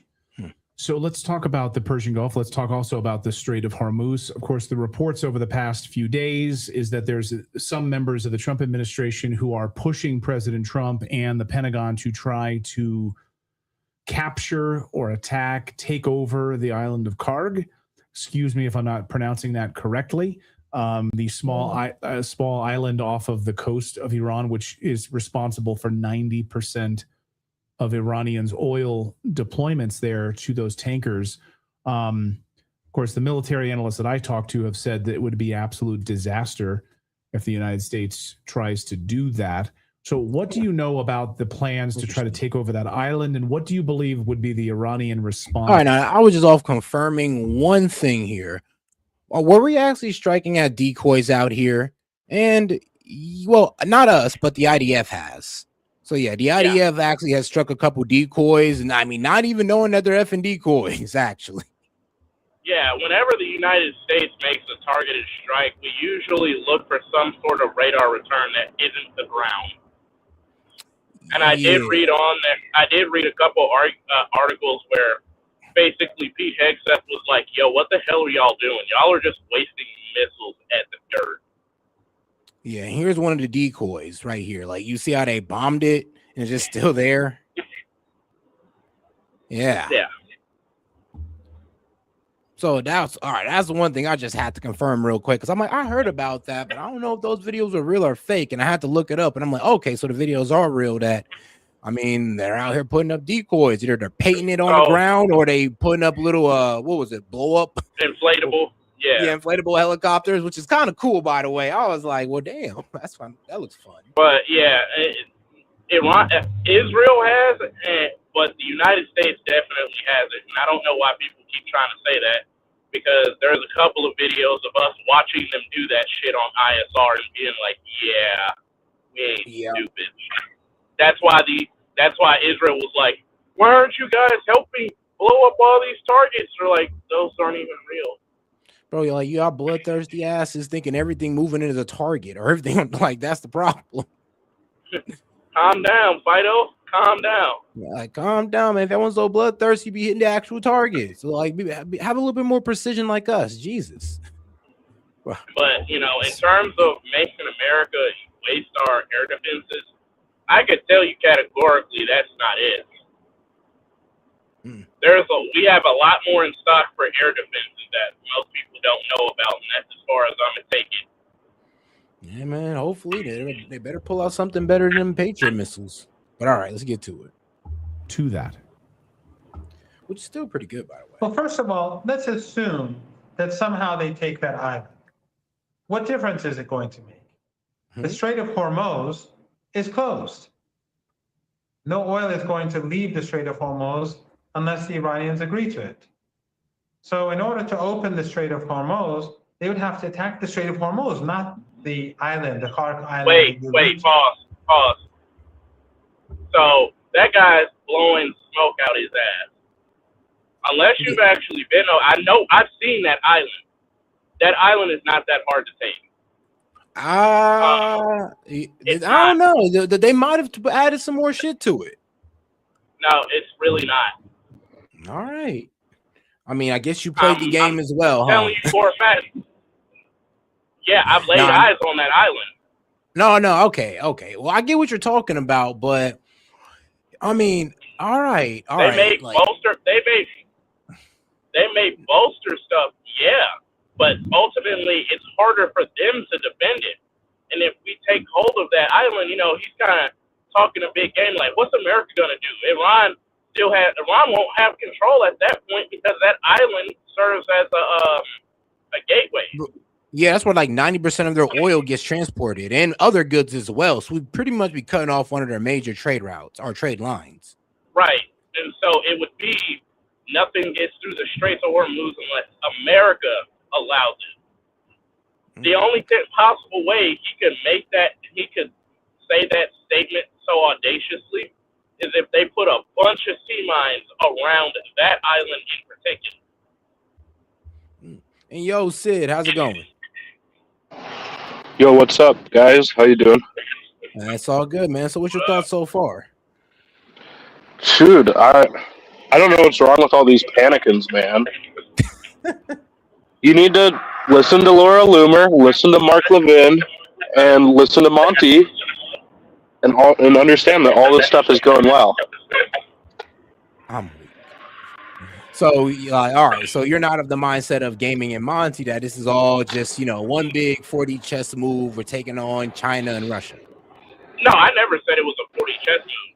Absolutely not. I'm looking at it tactically from a military standpoint. All right. Well, I think that this has been a mess in a bunch of ways, and like what I've noticed lately, no one's talking about is, I'm hearing an echo. I don't know if that's from gaming or what. That's for me. Yeah, go ahead. All right. Okay, so like first Trump says we don't need the British. Fuck the British. We don't need you. Then he gets mad that they're not helping enough. He says we don't need the Europeans. Then he tries to get a coalition of European countries and China to help escort boats through the Strait of Hormuz. Like, what are we going to do? Share intelligence with China to have their military escort oil tankers through the Strait when they're still getting their oil through the Strait? So hold up. That's flying by the seat of his pants, man. Hold up. I looked into this after we got off the phone last night. So the crux of the deal was all these countries were bitching about not getting their oil and gas. And so the coalition was, okay, if you guys want your oil and gas, you're going to help out. Otherwise, we're not helping you. We don't have to do anything. And so the conversation... He's literally... He's bitching about NATO not being involved and not helping. NATO is a defensive alliance. This is a war of choice, an offensive war of choice that we started. Why would NATO be obligated to help whatsoever? Sid, remember what I said last night? It's possible to answer a question when somebody talks over the answer. So yeah, I know. The reason why he's complaining about it, I'm not justifying it, but I'm giving you the facts, is because NATO is complaining about not getting oil on one hand, but then, but American flag ships are getting through. Now, China is willing to, China is willing to help out, and they have been in talks with Trump about getting their oil tankers out. That's kind of, a lot of media has basically played it up to, he's begging. No, they're having deals about getting China's oil out because they send destroyers and ships up to the strait for that specific purpose. If you think about it and you follow the money, what's going on in the background? What? Yeah, there was a noise in the background. But if you think about it, China hasn't really been helping out Iran, and in fact, they've been more cooperative with the U.S. in terms of at least getting their oil and stuff out.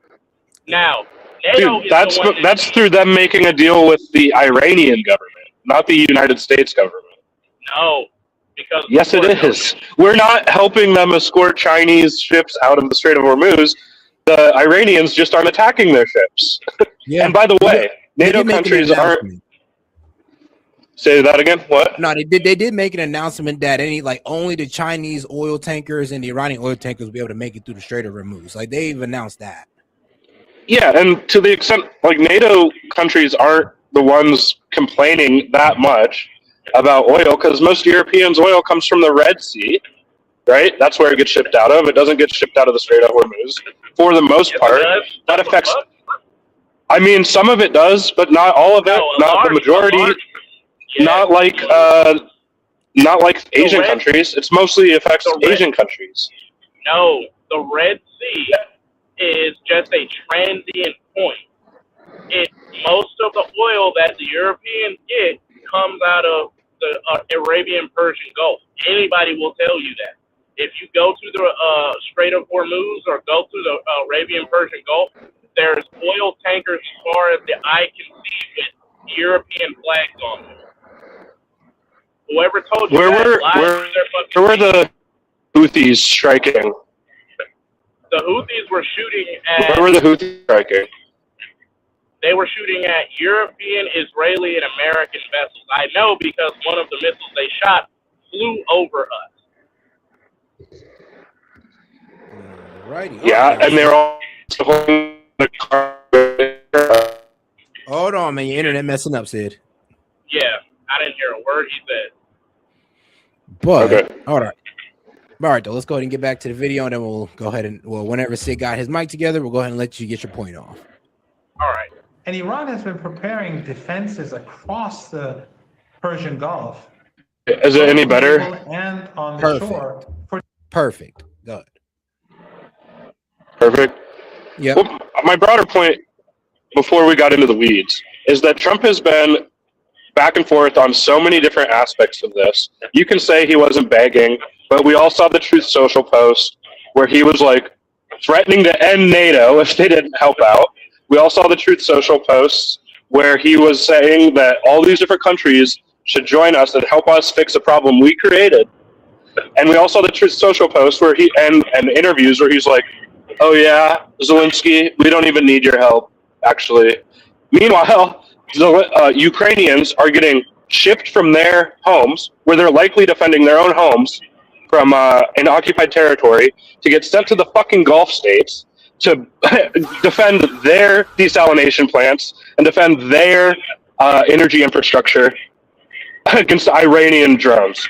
Because the only two countries that have any understanding of modern drone warfare in practice right now are the Russians and the Ukrainians. We are kind of helpless against that. So yeah, we did need Ukraine's help, and Trump is like shitting on them the whole time. So here's the thing about that. The Americans have been operating drones and practicing and engaging in drone warfare for years. So that statement on its face is a bold lie because you have to. Well, drone warfare has changed. Yeah, No, we were fighting. The only thing comparable to what drones are right now was maybe ISIS when they had those tin cans that would hold a grenade and they'd have them release that grenade. That's the most experience we have in the field combating modern drones that are being used in modern warfare right now. We have way more than that. In fact, it's part of the. I can't say that because that's still classified. But ships and military bases are outfitted with very specific type of defenses for the very specific purpose of drone warfare. Okay, why was the Gulf getting fucked by drones? Why did they have to get Ukrainian drone pilots to go into the Gulf with Ukrainian Stingers to shoot down Iranian drones? So hold up. If we're all of that shit. Let's make sure that that's all fact number one. And fact number two, it is. America can't be everywhere. That fact check what he just said. Bro, we started this war, and now we're fucking taking Ukraine drone pilots to help defend against Iranian drones, and we're unfreezing Russian oil sanctions so they can sell their oil freely and fund the war that Trump is supposedly trying to end. No, that freaking unfreezing of their sanctions was way before now. No, it wasn't, dude. That was a response to this Iranian war. No, they were unfreezing their sanctions before this war. In fact, they were already in negotiations about it. So just because something happened concurrently doesn't mean it's a direct effect of that. No, Trump even said that once this is ended in Iran, that the sanctions will be back in place. It is a direct result of the war. I don't know what the hell you're talking about, man. Nah, I'm gonna have to disagree with you there. Well, you're just disagreeing with the fact, right? So, am I wrong here? All right, so let's see here. Right now, what we have going on is, let's see here. Ukraine, having developed expertise in countering Iranian drones, is assisting the U.S. and others, particularly in Gulf countries, with drone defense efforts. So, yeah, and this is a. Did we ask them? Now, question: did we ask them, or did they volunteer? That one I can look into, but right now it says Zelensky says Ukraine will help U.S. to counter Iranian drones. That was okay, so they volunteered. If Zelensky is saying no, they were asked. They were asked. That's why I said let's make sure we have. Dude, if they do you think they want to? Do you think they just want to, out of the kindness of their heart, take away from defending their own country to defend the fucking Gulf states? No, they're doing it to garner goodwill with hopefully Trump, which it's not working. Every time he opens his mouth lately, he's complaining about Zelensky and saying we don't need their help. But we obviously do. No, not really. If they're offering and we haven't taken it yet, then that should tell you something. They are already helping. Trump is the only one in the administration that says we don't need the help. Every military official under him says they are helping. Okay. Shouting the same point isn't going to make it right. Well, you literally just said, we haven't taken them up on the offer. Yes. Our head of state has not taken them up on offer. Zelensky. Well, according to the... Hold up. Let's talk. All right, guys. So, yes, the U.S. appears to have asked Ukraine for help, but let's see. No, I haven't seen proof that Trump personally asked them in public, though. But the U.S. has appeared to have asked Ukraine for help, but it was a reach out for, I guess, from the Trump administration, not Trump directly asking them. Okay, that is so pedantic, though. If gaming's gonna attach to that, like it was the administration, not Trump. What's Trump doing? Just sitting there? No. If you would quit being so quick to talk, I would tell you, all right, we'll agree on this point that if the entire administration is asking, then that represents Trump asking.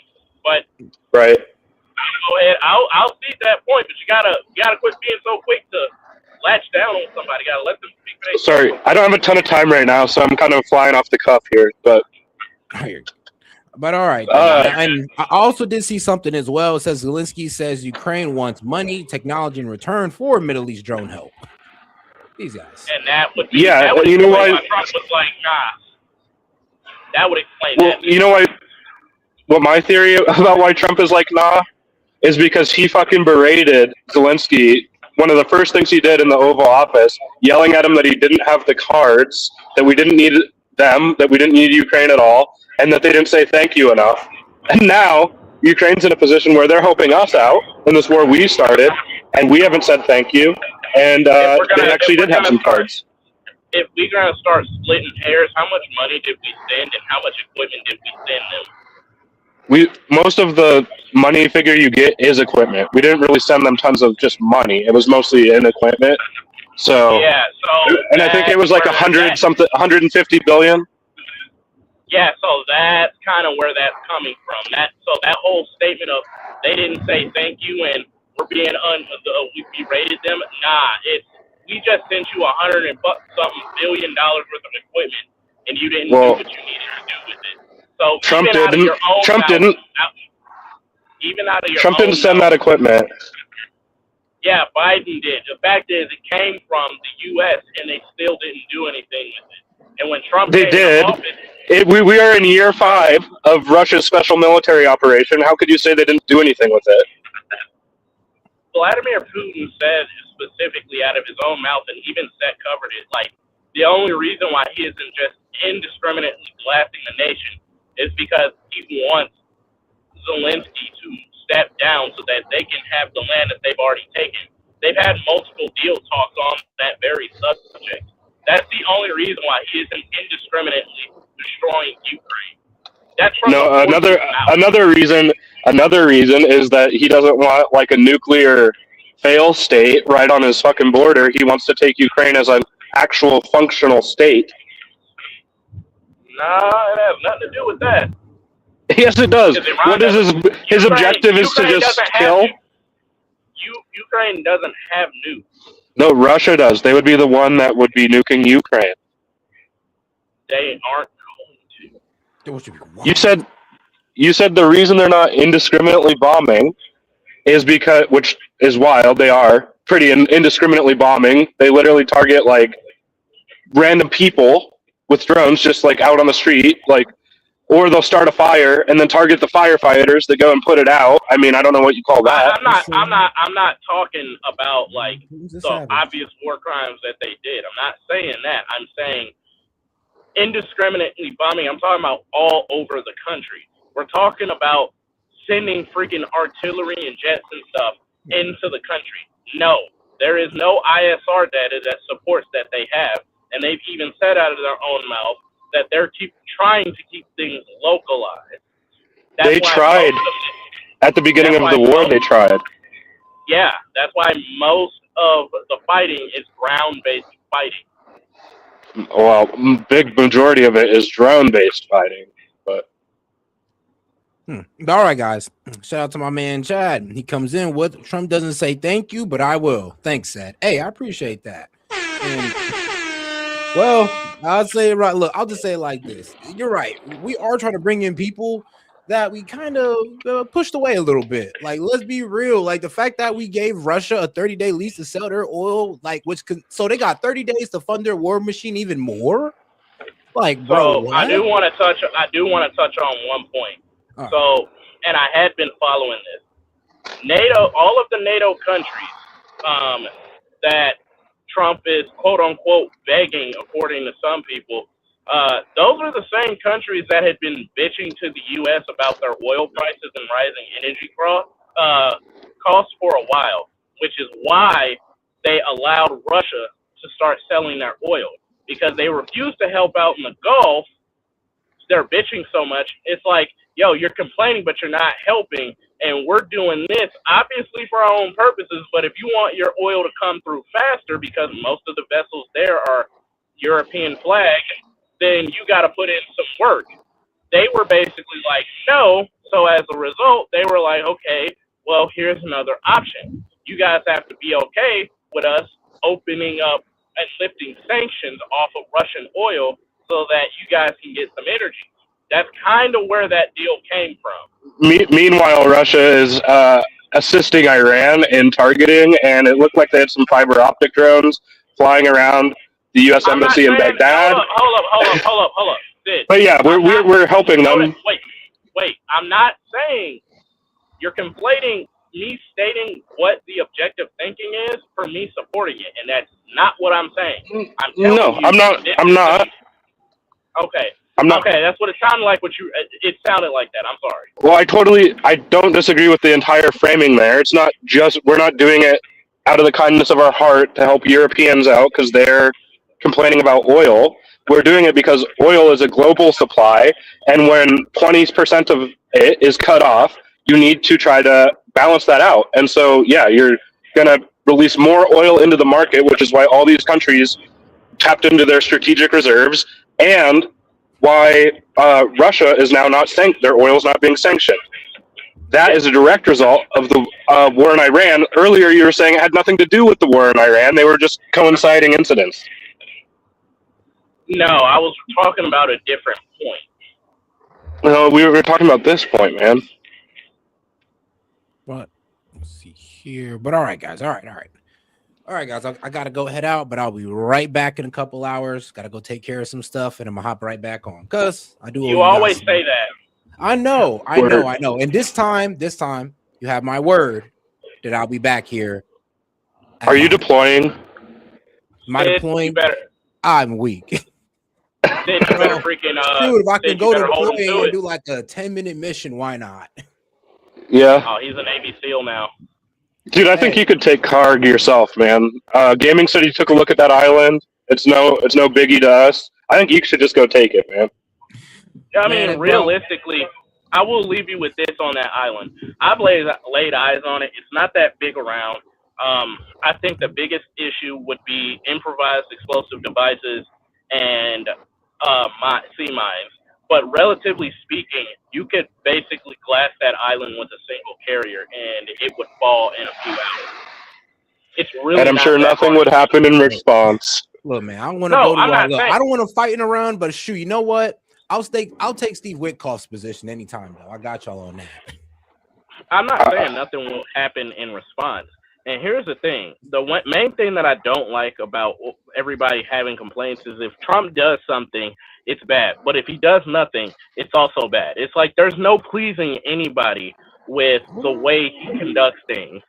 Well, that's what happens when you get into a war of choice. You have to actually make it worthwhile, right? So and the problem with that argument is it's been 50 years and every president has been debating on whether or not they should do something because Iran has been a problem for 50 years.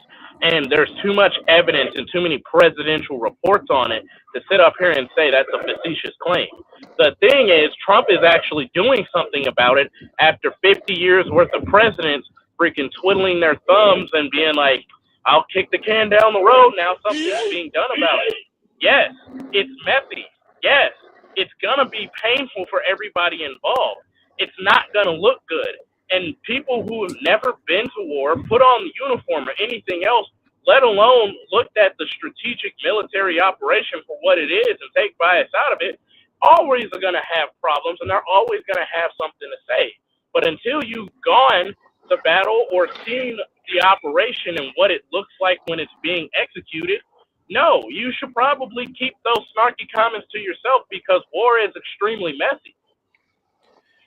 Oh, I understand war is messy, and I there were naysayers. real quick, because that does got to go, but like I don't think ex-presidents were just sitting there twiddling their thumbs. I think they made calculated decisions that this would probably be a terrible idea. Not really. That's why they didn't do it. Hold on, gaming. Did you hear about Joe Kent? Joe Kent resigning? I heard something about it, but I didn't get a chance to read too much into it. All right. Well, you know what? I think that should be the last thing we cover just to catch you up on what's going on because that guy's a panicking, man. I'm crying because, like, I do need to catch you up on this. So pay attention. We just learned, get this, the director of the National Counterterrorism Center, Joe Kent, has just announced he's resigning. CNN national security reporter Zachary Cohn is joining us right now. Zachary, what more can you tell us about this dramatic development? Yeah, Wolf, this appears to be a significant resignation at the senior-most levels of the Trump intelligence community. This is Joe Kent. He was the director of the National Counterterrorism Center. He appearing to post on X a resignation letter that he submitted, citing misgivings over the Trump administration's decision to launch its war with Iran. Now, Kent, in this letter, writes in part, quote, as a veteran who deployed to combat 11 times and as a gold here we go. beloved wife Shannon in a war manufactured by Israel, I cannot support. Wait, pause. Off to fight and die in a war that serves no benefit to the American people. I know I'm kind of being a dick doing this. I know I'm being a dick, but you know, if we want to talk about veterans and guys who've seen war and all this good stuff, director that National Counterterrorism Center, like literally saying that, yeah, I can't get behind this. No, I don't. Yeah, he also confirms it's an illegal war. So here's the thing on that. Mm-hmm. So I'm I'm gonna choose my words carefully, and please, dear God, Sid, don't freaking jump in and try to draw this out. The problem with this is we've had valid reason to go to war since 2022. Okay, technically, the act of war was legal when they shot missiles at us, escorting ships through the Straits of Hormuz. Technically, that's legal. There's no statute of limitation on that. It's a part of the rules of engagement also. Then you Real have quick. I mean, you're not the only one on the show here. This guy, the director of counterterrorism, is saying there is no imminent threat. An imminent threat is required for a country to, or for a president to unilaterally drag the country into war. You understand that? So hold up, dude. I'm not gonna entertain any points until I'm done what I'm saying. Well, it's an important point. I'll address it later.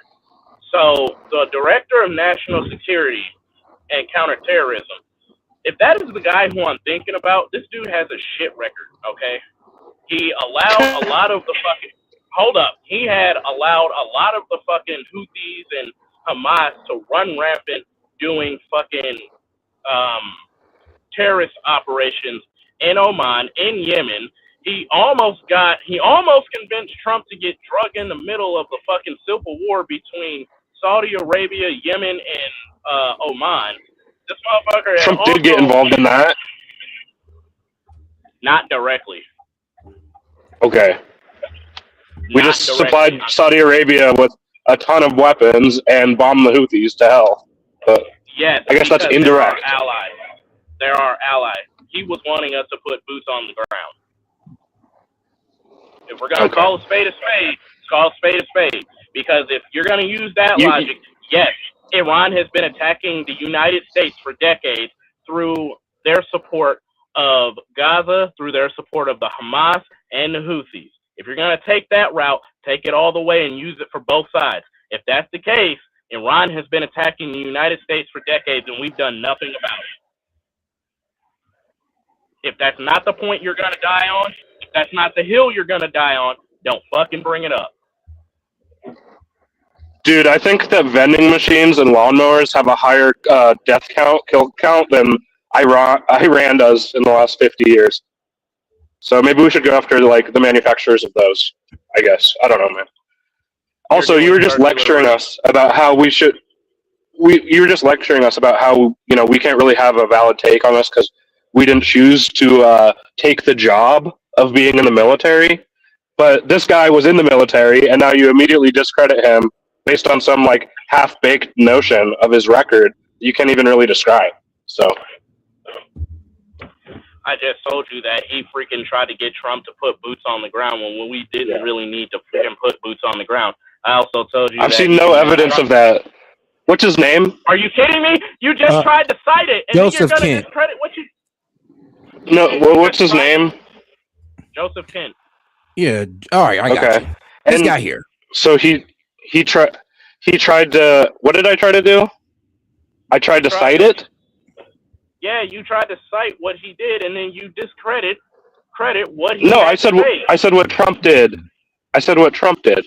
Trump did get involved. Yeah, he supported an opposition through funding, and if that's going to be your case, your standpoint, that is going to be the hill you die on. Then Iran has been attacking the United States for decades through supporting proxies that have openly and on multiple occasions attacked the United States on record. No, I'm not dying on that hill. Just to be clear, I'm not dying on that hill. I don't think we should have supported Saudi Arabia. I don't think we should be as close to them as we are, personally. But he's a Ron Paul guy. Huh. Oh, that explains his anti-war position. Yeah. Rand Paul. Rand Paul is like Rand Paul is cool, but he's contrarian on a lot of stupid stuff. Yeah, well, Ron Paul. He's got a sick hairdo. Yeah, his hairdo is pretty nice. I ain't gonna lie. But like, he's contrarian on a lot of domestic policies, and some of them, he was one of the guys. I'll leave you with this, and then I'll stop talking. He was one of the people when Josh Hawley put forth that bill to have members of Congress stop holding and trading stocks or whatever. He's one of the main people that shot it down. He's also like, it's fucking nuts. Dude, that bill is kind of nuts because it didn't apply to the president until 4 years. I don't know. I think we got. I ain't gonna lie. I'm trying to hold on. This man got some credentials. That's because that was all that Josh Hawley could get, because otherwise they wouldn't freaking sign off on it. And yeah, the president wouldn't sign off on it. The president wouldn't if it didn't allow him to do insider trading. It wasn't. This was under Biden. That's the hilarious part. So you're trying to make this about Trump, but it was under Biden. Well, they've tried to do it under Trump too. I mean, and the one under Trump, the crypto one, doesn't apply to the president or the vice president until the end of Trump's term. So, yeah, I mean, why do you think that is? It should. No, I'm not. This isn't a gotcha moment. No, it should apply to them too. But I'm saying, like, nah, they shot it down. Hold on, bro. I ain't gonna lie. This guy's been all through intelligence. Like Special Activities Center is the center of the United States Central Intelligence Agency, CIA, responsible for covert Can you look up if he actually tried to get? Oh, my bad. But hold on, he was also part of the intelligence support activity, also known as various times as mission support activity. If anybody would know, can you look up if he tried to get? Yeah, it would be him. Go ahead. Boots on the ground. Oh, did he ever? Can you look up Gaming's claim that he tried to get boots on the ground against Yemen and the Houthis? All right. You know what? I don't know about that one just because he's a Ron Paul guy, but let's see here. He said boots on the ground on where? Yemen? Where did you say Gaming against the Houthis? Is that what you're saying? Yeah, it was against the Houthis and Hamas. So that would be in Yemen and I guess Gaza? Yep. The Hamas and Houthis are spread all throughout. But I'm going to go ahead and go to, I expect to see S.E.T on later. I've got to go into the VA. All right, guys. Don't worry, guys. The call-in is going to be open for the next stream, so I appreciate you guys. Yeah. Have a good one. All right, guys. I'll leave after we get this answer, or I'll just look it up on my own. But I'm pretty skeptical of that claim from Gaming. Yeah, I'm looking it up right now, and I'm not really seeing anything. Like, guys, he's a Ron Paul guy, so I don't think we're gonna find it, since he's, like I said, he's basically like a libertarian, a right-wing libertarian. Yeah, it wouldn't really make sense to like really want us to like, that doesn't make sense, but it is what it is. Well, we'll find out anyway. But all right, guys, we're gonna go ahead and close on this. Have a good one, bro. Hey, man, you guys too. We're going to go out and close out with a word from our partners at Kalshi, guys. Make sure you go ahead and sign up for that deal and use the promo code SETmedia to get $20 when you trade 20. Peace out, guys, and we'll be right back around 5. Yo, this is S.E.T with SETmedia, man. I'm here to talk to you about our partner, Kalshi. Kalshi is the largest legal prediction market in the United States with over 1 million users. It's available in all 50 states. They are a real money market. People trading on what they think will happen. You can build a position and trade in and out of almost any prediction you think. Kalshi facilitates trade between people, kind of like the stock market. There's no limiting your trades just because you're winning. Kalshi will pay you interest on your position. So if you make a long-term trade, you can earn a return even before the market is resolved. If you want to try out Kalshi, go ahead and give them a try, guys, at my link, kalshi.com/setmedia. Get $20 when you trade 20, so it's 20 for 20, guys. Once again, that's kalshi.com/setmedia. Go ahead and use my code SETmedia to get $20 when you trade 20. Let's go ahead and take a look here at Kalshi, because like I said, it is a trading market where you can put in your prediction and you can go ahead and earn interest on that. You can make money off the knowledge that you know, and if you put $20 in, you get $20 back. So all right, guys, make sure to go check out my guy at Kalshi, because you can get in on good trades like Who will Trump nominate as Fed chair?